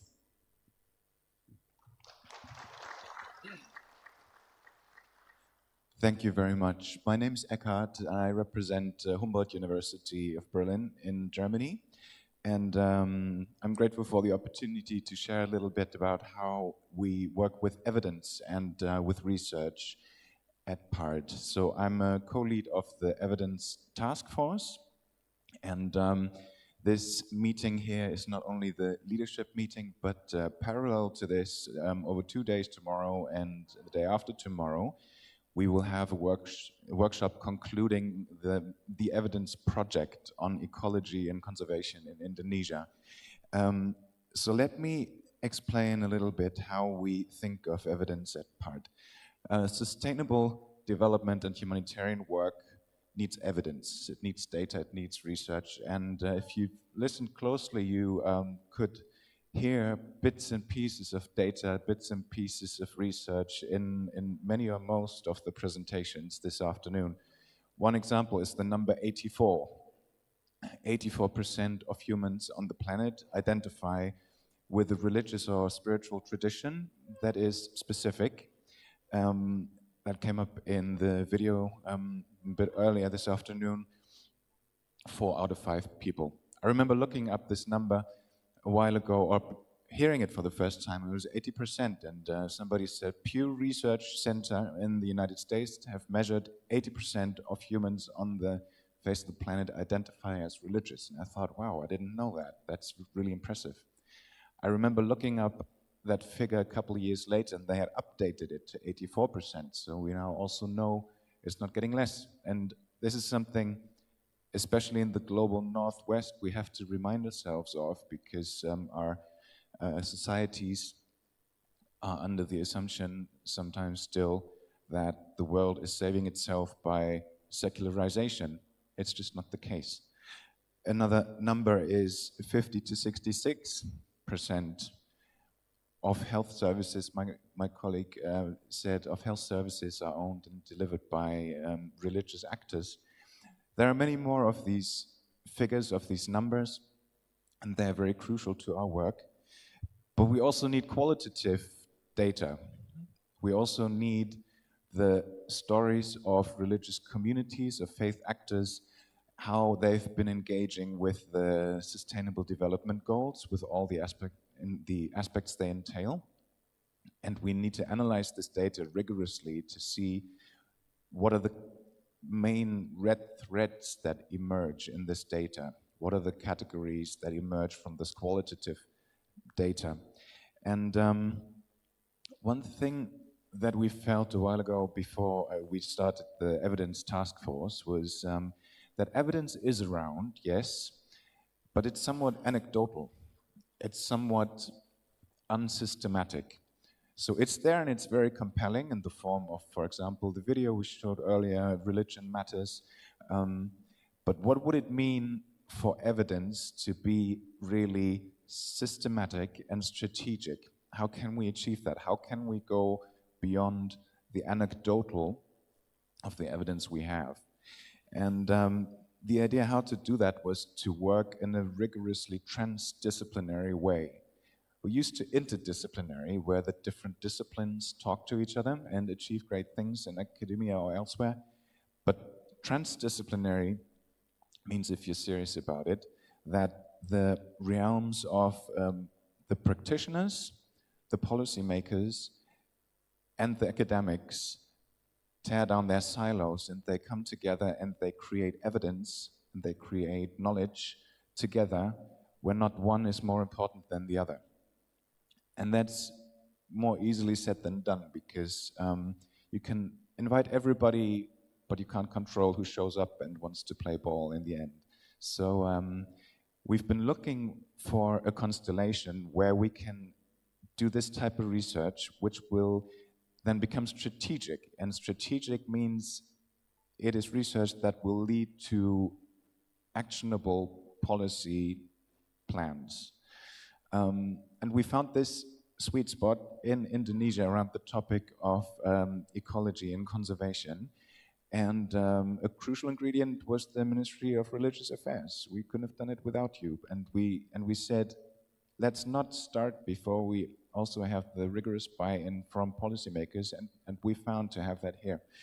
And we conducted qualitative interviews. Our principal researcher and his colleague are here, Dr. Diki Sofyan, and there have been the first couple of drafts of the research report, and now there will be 2 days of workshop where this data is presented, and many of the research participants are among the audience and are also drawn from the pool of interviewees of the, how many expert interviews did we have? Was it 20-something? 22. And now we will stick our heads together and confront ourselves with the data that we have, and then we won't exactly lock people up until there's actionable evidence, but almost maybe, to, which is a joke. We try to carve out time, and also we're very lucky to have the invitation by Mora to do this with the suitable time and quiet here in Jakarta, to confront ourselves with the data and then stick together until we have agreement on actionable policy points. So this is very exciting, and has been achieved by the Joint Learning Initiative, a think tank based in the United States, and ICRS, the Consortium for Religious Studies here in Indonesia, represented by Diki and his colleague, and funded by PaRD and also by World Vision. And it's a very exciting project that's now coming to a close. What will be next? What does the future hold? That's a good question. What we experienced when we first conceived the project was that there was immense interest. So in the task force meetings, we expected 5 to 10 people, and the Zoom room was teeming with 30 plus people interested in what the topics would be, what the countries would be. At the same time, when it came to fundraising, it was a moment where seemingly everywhere globally, funding was tight. So we have one country case now. There could easily be 3 next ones, and there could easily be 1 per year if we have those 3 basic ingredients together, that in one country there's the buy-in from academia, from practitioners, and from policymakers to keep it strategic instead of anecdotal. So that's where the evidence task force is at the moment, and if you catch me on Thursday, there will have been exciting new developments. It's really a very interesting moment just right now, these couple of days. Thank you very much.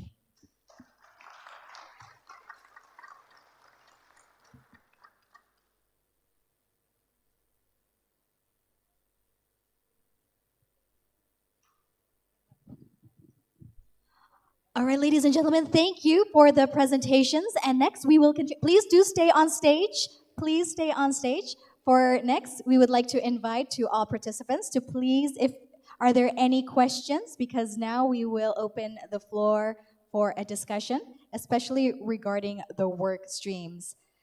Are there anyone in the audience and also participants who would like to propose a question or probably also share their experience and also their views with us all? Once again, ladies and gentlemen, we will invite. Are there anyone who would like to propose a question or probably gain a deeper understanding about the work streams?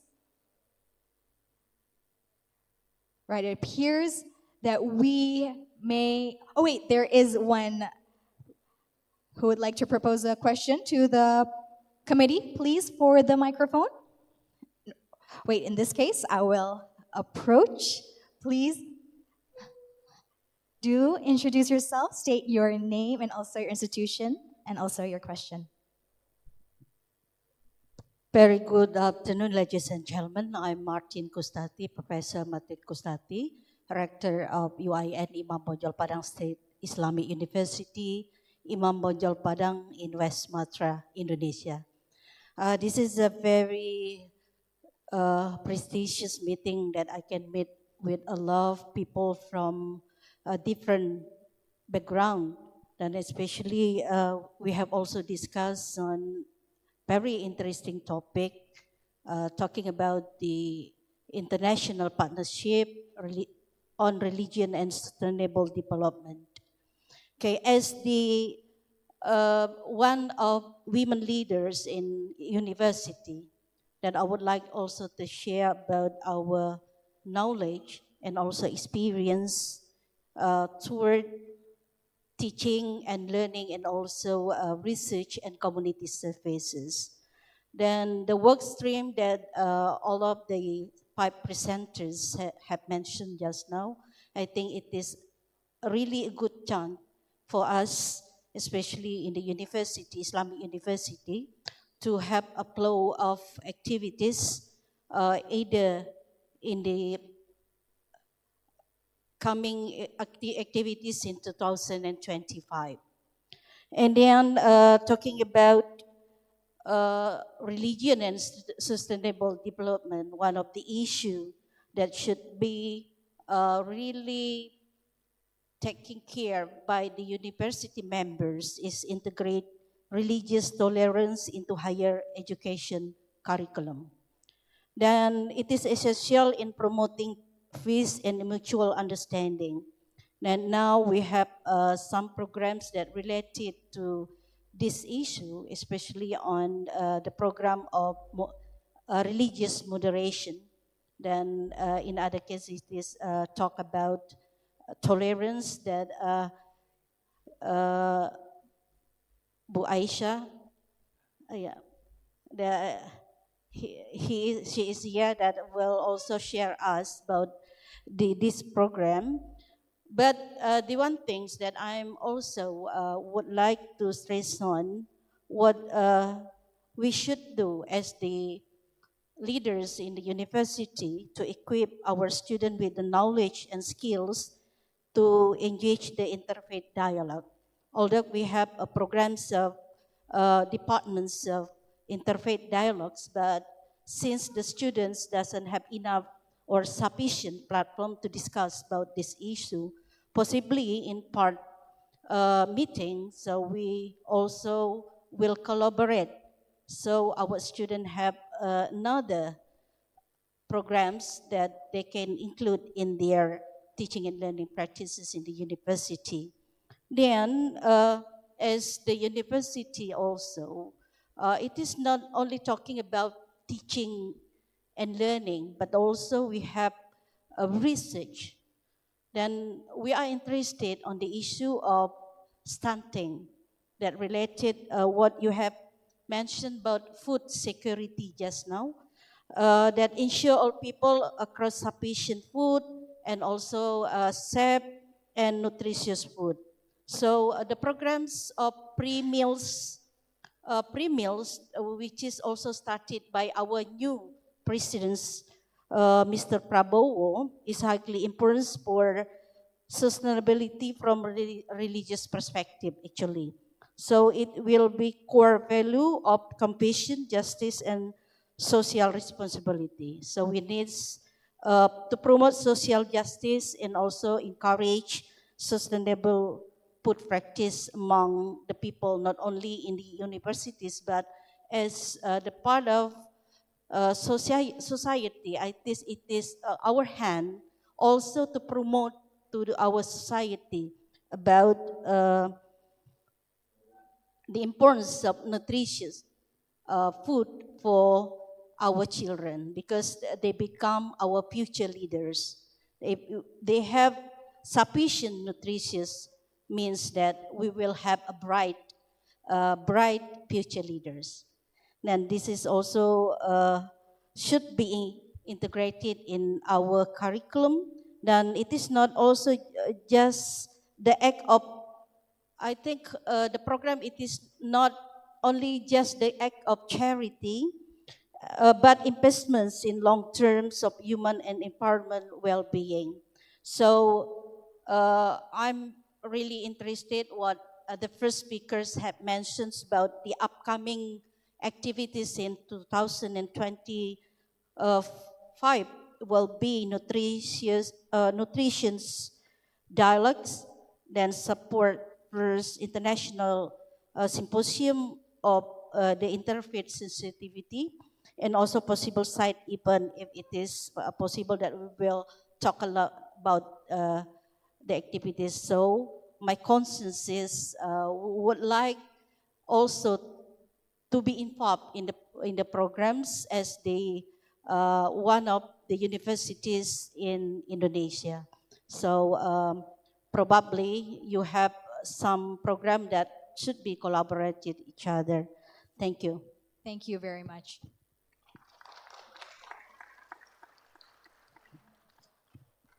Yes, thank you for your sharing of experience and also expertise. And please, you may now respond. And there, yes, we will now also prepare a microphone, but please do respond to Thank you very much. Question. So I think there were lots of good points you were raising, and it also triggered a few things I'd like to also inform you about, I think, which is important. So first of all, I mean, you spoke a lot about young people in the university as well, right? So what's very important for us in PaRD as well, that even in our steering board, we are trying to be very diverse. So for example, we also have a youth representative. She unfortunately cannot be here, but she's from Kenya. And anytime when we bring up our steering board, we absolutely make sure that there's diversification in religion, in geographic areas, of course also in gender and also in age, because we believe we should be representing all different kind of parts that are there. Then you spoke in general about the voice of women. We don't have any one of the gender work stream being represented, but we do have a gender work stream. They're doing incredibly great work as well. They're, for example, doing a side event now on the Commission of the Status of Women, which will be happening very soon. They've been doing even a gender marker for PaRD to make sure, that even within PaRD, we are following and making sure that we have some gender equality as well. So fantastic work going on there as well. We also have a peace work stream, which has also been representing here today. But some of the things that you've been speaking about, also in terms of how do we speak with different religious actors as well, the dialogues that we're also doing, and religious tolerance. These are all some things that we're also looking into it. As well, another point that I wanted to mention is, it slipped my mind now. Maybe it will come later, but I think very good points. And of course, we invite everyone. We have a representative on the steering board also for academics. And so please, we love to have academics involved. I think it's very, very important, as we heard. So yeah, very happy to hear that you're interested in joining some of the things that we mentioned earlier. Thank you. All right, thank you very much. And next, yes, please do. Once again, we invite you to please introduce yourself and to whom the question or the sharing of experiences or knowledge is addressed to. Thank you very much. My name is Keynote from Ministry of Social Development and Human Security, Bangkok, Thailand. First of all, I would like to thank all the colleagues on the stage to share your works so far. And I think you gave us a lot of ideas, particularly how to apply partnership in your work. And since you are talking about 2025 plan, I observed one of you already mentioned regarding the climate change. I rather call it climate crisis, which affect particularly vulnerable groups like elderly person, young children, disabilities, and marginalized person.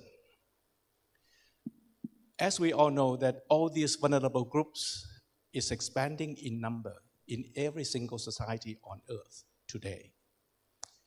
And one of the common issues that they are facing is poverty. It's all right for all of these groups if they are rich. They can afford to live by themselves or by their families and children. But unfortunately, millions of them are poor and they cannot help themselves. Therefore, the question is, what are we going to do with them?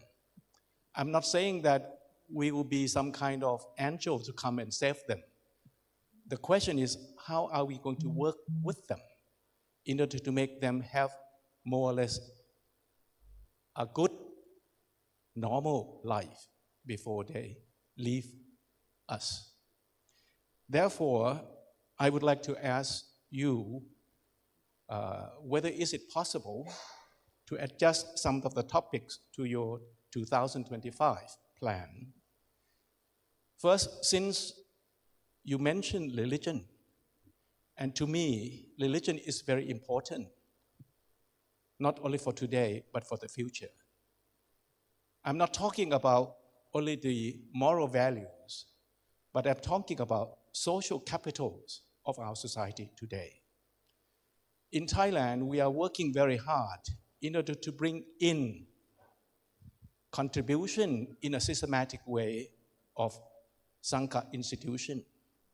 For example, my ministry just about to sign an MOU between the Supreme Sangha Institution of Thailand, which govern the whole monk in Thailand, and the ministry, in order to work together on the social development area. And this is what we are doing. Therefore, we would like to learn what you have done in Europe, in the US, in Pakistan, or in Middle East, in ASEAN. This is what we want to learn. So if your task force or your work stream could work in a parallel way, we also can share our experiences with your work as well. So this will be one suggestion, that is it possible to include this into your topic of your plan. Second is the poverty. We have poverty as a critical problem in every country, I would say, including ASEAN. Thailand may be a middle income country, Indonesia as well. But we cannot deny that we still have so many poor villages, millions of them in our country. How could we save them?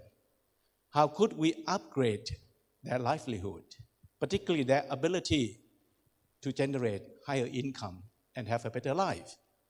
So this is the issue that we have in mind. And again, my ministry, we are working with a Sangha institution in this area as well. Because we learn that many monks, many temples in Thailand, those monks work in this area. For example, they accept homeless people and watch them clean their clothes, clean their brain, and clean their mind, and then help them to start farming, do some kind of handicraft, whatsoever, and generate some income, and return them to their families. This is a very good example in Thailand. So we are working with those temples in order to exemplify to other temples, to expand, to scale up this kind of activities. Because the government, the ministry alone cannot do it, because we have millions of them in our country. Therefore, I would like to propose the second issues for your plan, that is religion and poverty alleviation. I think this is also very challenging. Finally, going back to your climate change or climate crisis, in Thailand, we are one of the most vulnerable countries in ASEAN. We are aware of that. The question is, how could we address this issue, particularly to vulnerable groups? I can share with you, last month, we have a flash flood due to heavy rain in southern part of Thailand. Earlier, will be much heavier damages and loss in the region. But because of our ministry start working in this area, we can save the life by moving those vulnerable groups, a few thousands of them, within one day. Without a prior plan, it will be impossible. We are working on that. And we can share our experiences as well. Therefore, I believe that climate crisis is very critical to our region. And vulnerable groups are the most critical in danger to that kind of confrontation. So please, if PaRD and participating countries would share your experiences in those two topics, I think we can learn much faster. Last but not least is what we'd like to learn, not at the policy level. Yes, it's important, but sometimes I'm from the political side, but I don't have much hope with politicians. But I rather hope the people at the community level. So how could we develop a successful small scale and let them do it by themselves? They need not to wait for national budget or authorities, but they could organize themselves, help themselves, and be safe by themselves. So this is a kind of the thinking we are developing through our ministry. Therefore, I would like to emphasize that we need to learn how to develop a concept of partnership at grassroots level. I'm talking about community development, I'm talking about community empowerment, I'm talking about community participation. These are very critical in practice. So again, thank you very much, and we are willing to share our experiences, and of course, we are willing to participate with PaRD and your network. Thank you very much. Thank you very much. And please, the co-lead of chairs, you may address. can respond. Sure.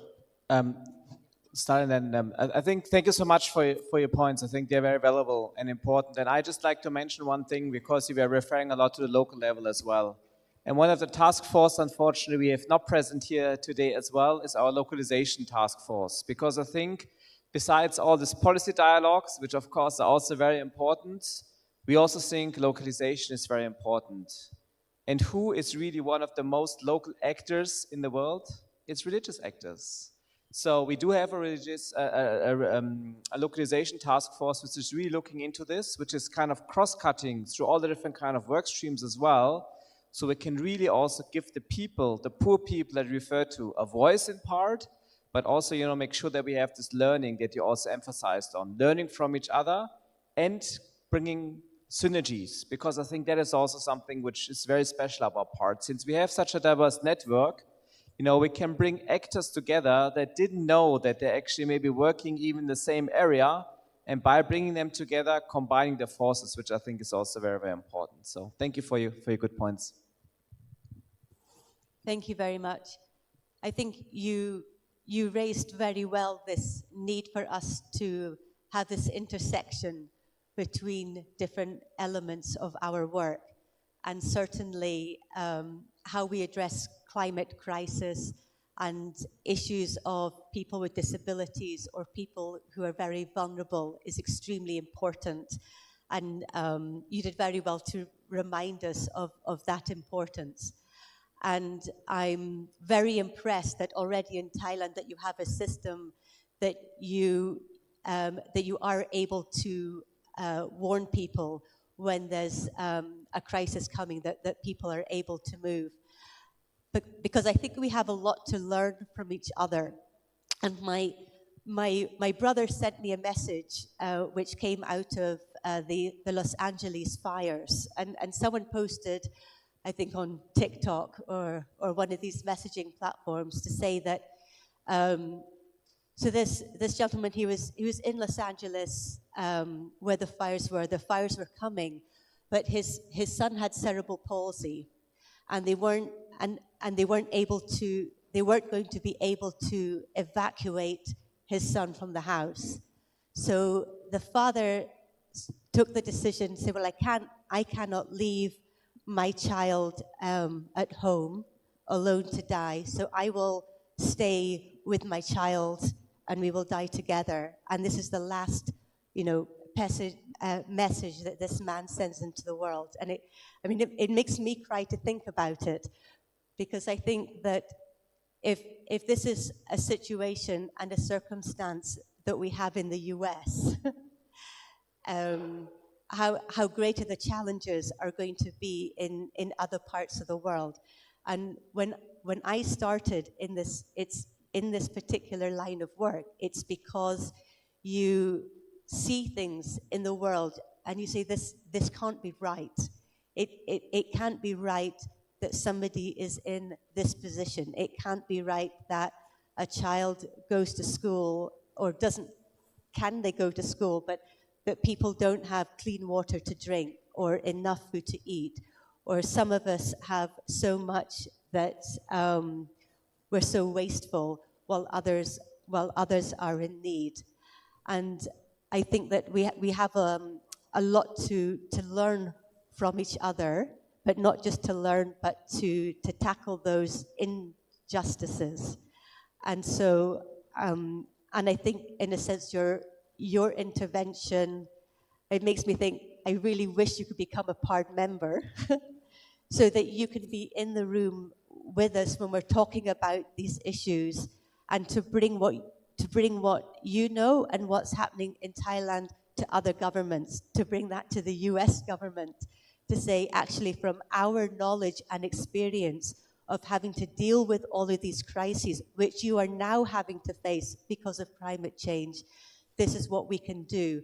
And I think that one of the things which is perhaps really unique about PaRD, it's about bringing together all of these different actors, government, UN, civil society, from this faith-based perspective, in a spirit which is not to be combative. We don't. It's one where we're really trying to look at some of these big problems of poverty. However, I'm not sure any of us can really say we're going to solve poverty, but these are really some of the big fundamental issues of our time. And PaRD is a collaborative space where perhaps, at least maybe for a few people, we can start to make some kind of change and some kind of difference. So thank you very much for that intervention, and we look forward to continuing the conversation. Yes, thank you very much. And we will continue, of course, as you mentioned before, to discuss together and tackle issues through collaboration. Please do, and probably since due to the limited time available, this might be the last question for this session, but we will have another discussion session after this. Please do state your name and also your question. Yes, thank you. My name is Budi. I'm from the SDGs National Secretariat of Ministry of Development Planning, Indonesia. I would like to share about related to the contribution of religion or faith-based organization to SDGs. So actually, Indonesia considered as the most generous country in the world, according to Charities Aid Foundation, 7 years consecutively. And if we see the potential of the zakat, zakat is the philanthropic giving of Muslim, so it's around $22 billion per year. And then if we see the achievement of SDGs, so if we see the word actually, so it's quite gloomy because the achievement only 17%. And Indonesia, we quite okay, 61.4%, something like that, more than 60%. And then if we compare with other countries related to the commitment of achieving SDGs, so Indonesia is quite high in the world, in the 7th rank, and in Asia Pacific is in the 1st rank. And what is quite interesting also, so related to the philanthropy, Muslim philanthropy. So actually we have also this fikih zakat for SDGs. So it means that the philanthropy of Muslim, and then how they deliver through the Islamic teaching, and that is relates to the SDGs. And we already also the guidance related which indicators that is related to the zakat, something like that. And then in the much more in concrete level, if we see the social progress, the word social progress. So actually in 2024, so this is the first time in the in many decades that's declining in 2024. But Indonesia is quite different because we are still rising. But if we see actually the taxation in Indonesia is very low, less than 11%. So it's very low per GDP. How Indonesia make progressing of the social progress? That is because of the charity, because of the philanthropic action that is contribute to the social progress. And we would like to make much more systematic. So when we have the SDGs national plan and also SDGs national plan, so we involve the religious institution, faith-based organization to include also. And considering that achieving SDGs until 2030, we need $1.7 trillion. So we expect that the contribution from the philanthropy, especially from the faith-based, we expect to be much more integrated. So that is why we mainstream SDGs in the charity institution, the giving of the institution of the religion, not only Muslim. So that is the things that we have. So we expect through the blended financing, so we expect that we can leverage because if we not also including commercial sector, commercial finance to also join, so it's very limited for us. So I think that is one of the challenge because like in the world, so in the world actually, if we would like to achieve SDGs, so we need $4 trillion per year, $4 trillion. And then if we see the asset of the financial institutions is around $400 trillion. So it means only 1%. Only 1% we can achieve SDGs. But how?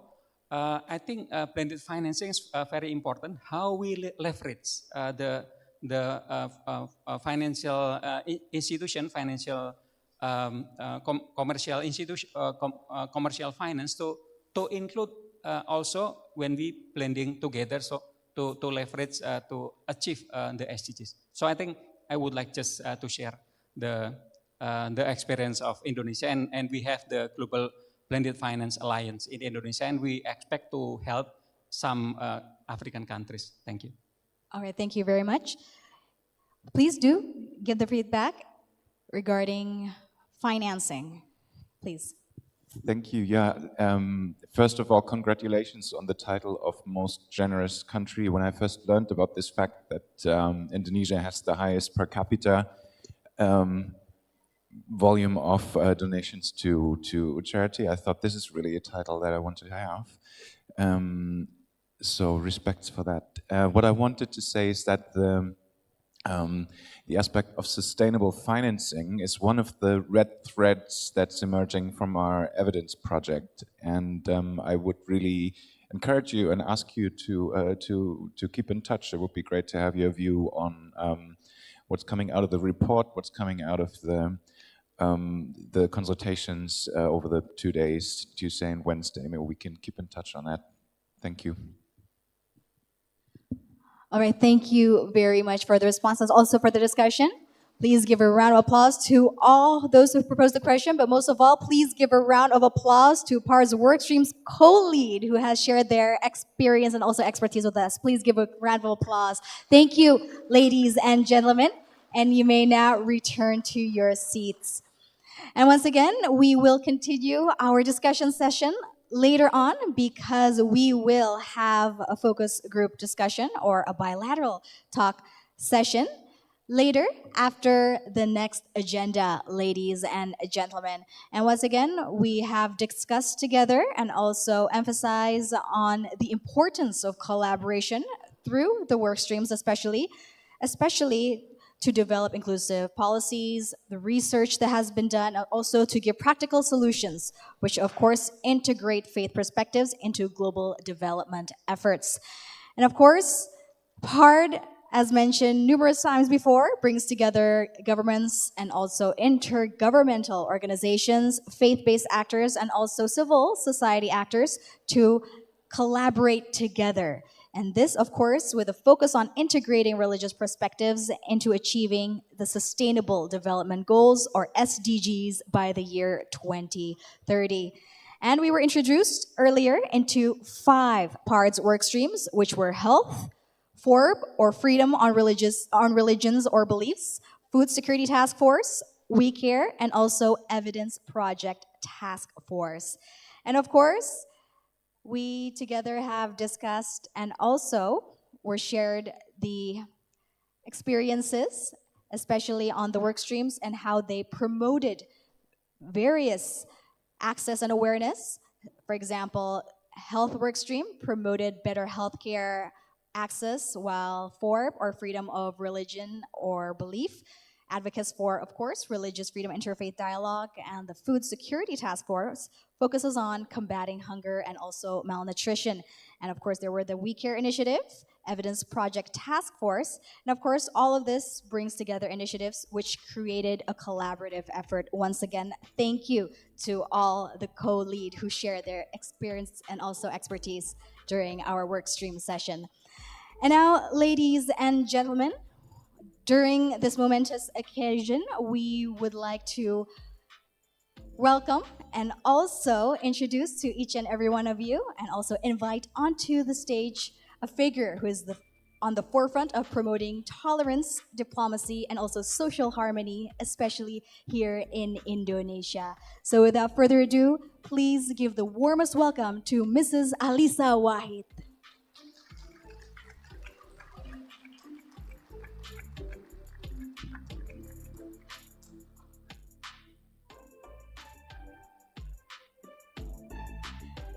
Selamat sore, good afternoon. Mbak Alisa, please do take a seat.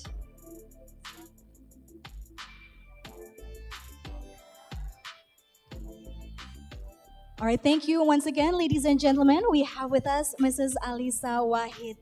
And Mbak Alisa, without further ado, we want to know more about your experiences, and probably we want to know more about your views first regarding PaRD. Okay. Assalamualaikum warahmatullahi wabarakatuh. Good Assalamualaikum wabarakatuh. evening, early evening, late afternoon, well, whatever the time of the day. Welcome to Indonesia, to all the delegates. I see some familiar faces here. Thank you for taking the picture, Novan. Actually, I have never been directly involved in PaRD program. I was invited twice to come to PaRD conferences. The first one in 2022 in Bali. I was not able to come because I was in the Religion 20. And then the last time it was in Brasilia, I was able to come online. Let me introduce myself first. I'm Alisa Wahid. I'm from Gus Durian Network Indonesia. This is probably the largest multi-faith or interfaith based grassroots level organizations in Indonesia. We have our religious leaders who are also part of the Gus Durian Network. We operate in 150 cities across Indonesia and other places. So in this network, we bring youth and the senior religious leaders to come together and work on democracy, human rights, and well-being. And the last project that we have just launched is actually, we call it Jagat. Jagat is Earth. This is about a religious network for environment and tolerance. Jaringan agama untuk jaringan agama jagat. Jaringan agama untuk menjaga lingkungan dan toleransi. This is the last one, where we create a platform where the youth leaders from different religious background can learn directly from the senior religious leaders. So I'm also part of Nahdlatul Ulama. Nahdlatul Ulama is the biggest Muslim organization in Indonesia. I'm actually probably one of the evidence that religious-based organizations can also move forward in gender justice, because after 96 years since its founding, I am the first female chair within the organization. In Nahdlatul Ulama, we cater for 56% of the Indonesian Muslims, so it's around 100 million people in Indonesia. So I am responsible for programs on well-being and environment. And the last one is specifically for here, because this is the Ministry of Religious Affairs. In the Ministry of Religious Affairs, I am part of the expert team for religious moderation program. I have been with the previous minister when we devised the program, and we have been, I would say this is, if we talk about the best practice of Indonesia in keeping the religious harmony, the Indonesian experience of promoting religious moderation is actually one of the best in terms of the social impact that it has achieved. It started in 2019, the program. And since 2023, we have seen a decrease in religious-based conflicts, religious-inspired conflicts, and some media, the biggest media in Indonesia, usually they have this measurement of the satisfactory index of the people for the government's performance, right? So in Indonesia, we have the biggest daily in Indonesia. It's Kompas. Kompas always do a 3-monthly review on the performance of the government agencies. And since 2023, 2023, up until now, the highest index of satisfaction of the public is actually on the government effort to foster harmony, religious harmony through the strengthening religious moderation program. So it is widely accepted by the people, not only, like you mentioned about how to bring the government and the civil society and also the academics on tackling issues. For this one, we are fortunate that the commitment of the government is really strong. The religious moderation program is a government program, but it involves all the stakeholders. And by this year we are going to implement the religious moderation program outside of the Ministry of Religious Programs, involving all other ministries. So we have already launched the National Secretariat for this. So this would be, I would say, one of the best practice that Indonesia can contribute to the world. Yes. That's and Mbak Lisa, speaking of Indonesia's contribution to the world, as mentioned before, Indonesia has a slogan of Bhinneka Tunggal Ika, Yes. which means we are very diverse, we are a Yes. very plural Yes. nation. From your experiences, especially, what can we share to the world, especially in terms of tolerance and also in promoting sustainable development, in which we all here are discussing to be able to achieve in 2030? Yes. So we all understand that religious communities have certain characteristics that can be advantage for all kinds of challenges. Religious organizations are always promoting values because religions are, of course, value-based. And then we have this strong solidarity within the congregations or the followers of the said religion. And then we also have a strong leadership, at least in Indonesia. In Indonesia, people really look up to the religious leaders. When religious leaders talk about certain things, then people will follow, especially even in politics. Even in politics in Indonesia, that would happen. So and also the fourth characteristic is that all the religious-based community, they have far outreach to the grassroots level. Like, for example, the Indonesian, the PGI, the Indonesian Council of Churches, and Gus Durian Network, about a month ago, launched a church in a very remote area in Papua, Pak Peter. So we are happy to, the Gus Durian Network is, Papua is a special story.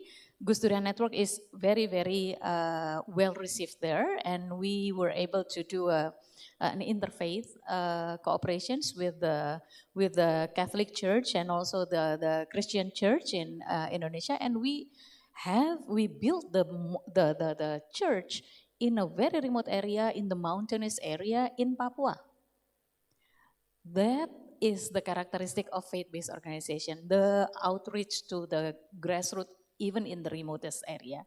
So with these characteristics, we have the strength or the advantage of teaming up together. And in Indonesia, we have a special experience within the pandemics. Within the pandemics, Gus Durian Network teamed up with an online, a digital platform for crowdfunding. But in delivery, we work with religious-based communities. Because of the close leadership, close relationship between the leaders, the religious leaders and the community, it was so easy to get data from the grassroots, to have volunteers to distribute the packages, and even to get the resources, and also the connection with government officials. If it's only civil society organizations, we will not be able to influence the government or do a certain work with the government. But because religious organizations are really important in Indonesia, we can work more seamlessly with the government, national or even at the local level. So that would be the advantage for the cooperation between faith organizations and also religious organizations, faith organizations and government, and also the civil society organizations. All right, thank you, Mbak Alisa, for highlighting that. And we'd like to also highlight and probably mention, probably to some of those of you who do not know, Mbak Alisa Wahid is the daughter of the late, yes, President Abdurrahman Wahid, the 4th President of Indonesia. Yes, you may give applause. Was also a very well-known figure, especially in promoting tolerance in our country, in Indonesia. And Mbak Alisa, looking back and of course looking forward, what do you think are the biggest challenges that we have yet to overcome, and what do we need to put our minds together, especially starting today? For religiosity in itself, or goal 16, I forgot to mention, so up until now I'm still the SDGs ambassador for the government of Indonesia, within Indonesia. So for goal 16, peace and strong institutions and justice, we still have this challenge of confronting ultra-conservatism, polarization, religious-based polarizations, and local-based conflicts, because in Indonesia we still have that. We have the decrease, but we still have that. Like for example, we have the majority-minority tension. So if it's in East Nusa Tenggara, the majority is the Christian, but in Sumatra Barat, the majority is the Muslim. So the perspective of majority rules, this is the oversimplifications of democracy, of course, but the mindset that majority rules always put the minority, religious minority, in a vulnerable situations, in a vulnerable position. So we still have those issues. Ultra-conservatism, especially religious conservatism, is of course directly related to the status of women and children, directly. One of the indicator of ultra-conservatism is how the community treat the women and the children.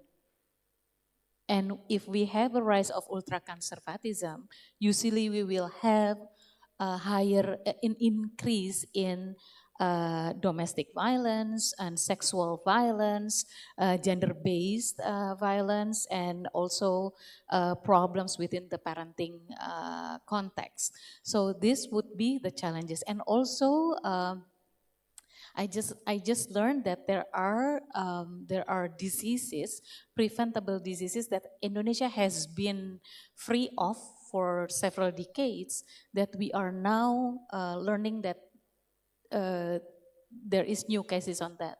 Like we found a case of polio, but Indonesia has been free from this disease. But because of ultra-conservatism, religious-based ultra-conservatism, people tend to disregard vaccinations because they don't believe in vaccination. And of course, about the reproductive health issues, the provisions of services for the women and the children, all those kind of things are still directly influenced by religiosity and ultra-conservatism within the society. So this is the things that we still need to, to accelerate our work on, because we are still not in the same I don't know what stage. Yeah. So that's why we have We're to work still together. catching up. We're still catching up. We're still and catching there's still time. Mbak Yes, Lisa. yes. All right. Anything you'd like to add to wrap things up on a final note, on final message? The only thing is that the sentence that also I said in the film, that the question is how to bring the religious leaders and religious communities to source religions as the key to move forward with the global goals and all these challenges at the grassroots level. So policy is really important, but most important is how we translate that into work. I learned from my mentor that there are 4 layers of work. The first one is, of course, to be reactive, addressing the cases, but that would not lead to sustainable change. The better response would be to design a better policy, but having a better policy is not enough, because we still need a change of paradigm and a change of values and mental sets and mental models. If we don't invest in the change of paradigm, we have the different policy, but we will still face different, the same challenges. So that would be, I would like to invite PaRD would be the greatest platform for religion and development to tackle these issues, because I do believe that religions can be the light for a better future for the world. Thank you. The light and the key for a better future. Thank you. Please give a round of applause to Ibu Alisa Wahid. Thank you very much for your insights and especially your time, Mbak Alisa.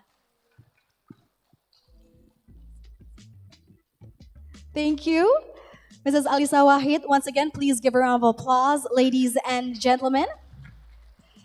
We have concluded the expert talk, and now we would like to invite once again to take a picture. Okay, so we would like to invite everyone to please come forward so we can take a picture right in front of the big screen. And to the documentation team, kepada rekan-rekan tim dokumentasi untuk dapat bersiap untuk mengabadikan momen ini, ladies and gentlemen, once again, before we proceed to our next agenda, we once again invite you to please come forward and take your position up front, in front of the stage, in front of the screen, and to the documentation team to please prepare yourself. Bapak dan Ibu, kami mohon kesediaannya berfoto bersama untuk dapat maju ke depan. Mungkin ada yang bisa naik ke atas panggung ya. Yes. And ladies and gentlemen, we invite you, yes, you may also come up on stage to please take a position to ensure everyone can be seen in frame, can be included in the group photo. To the documentation team and also committee to please also help arrange the positions of all participants. Therefore, everyone can and will be included in our photo. Bapak dan Ibu, teman-teman panitia, rekan-rekan tim dokumentasi, kami mohon bantuannya untuk bisa membantu mengarahkan posisi masing-masing peserta untuk bisa turut terlihat dan juga included in the picture.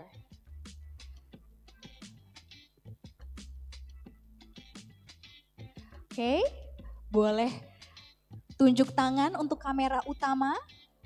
Tunjuk tangan kamera utama, oke. As you can see, the photographer who have just waved his hand will be the main camera. So please smile, give your best smile, and also look directly into the lens. Wait, we are not ready just yet. Mohon ditunggu rekan-rekan dokumentasi. Kita masih akan bersiap terlebih dahulu. Yes. Have we included everyone? Is everyone ready for the picture? Okay, wait in just a moment.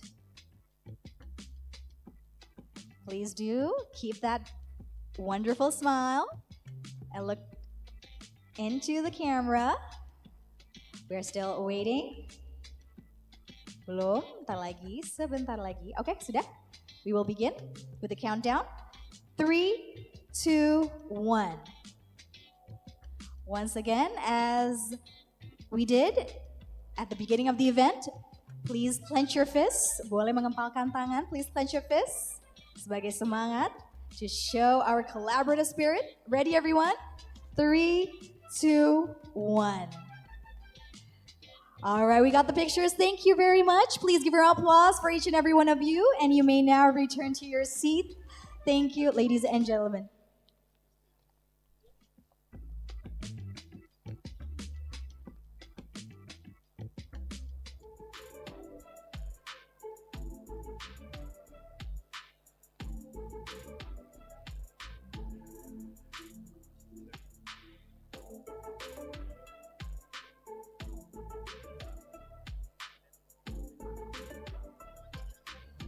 And ladies and gentlemen, we once again request you to please return to your seat, for we will continue with our next agenda.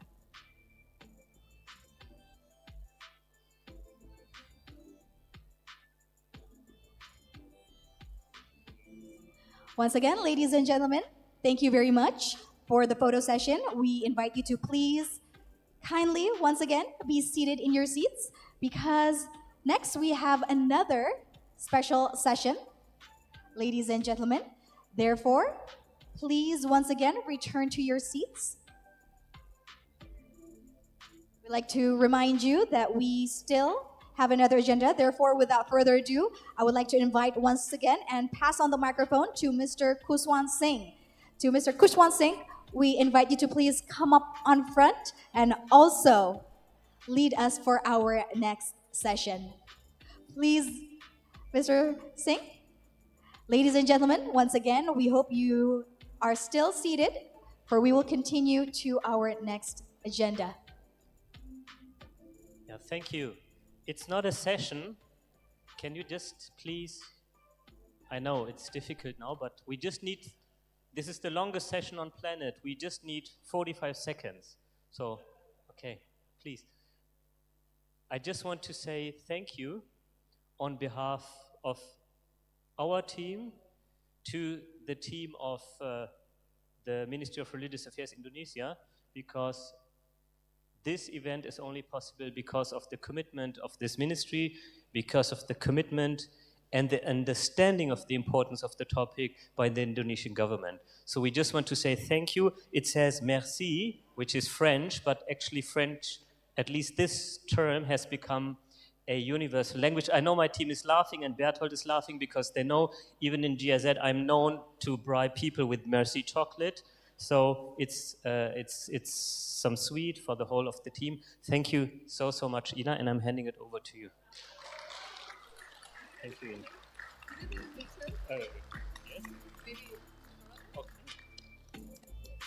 She wants to take a picture.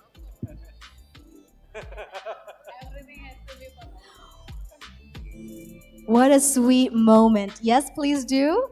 Smile towards the camera. Once again, please give a round of applause, ladies and gentlemen.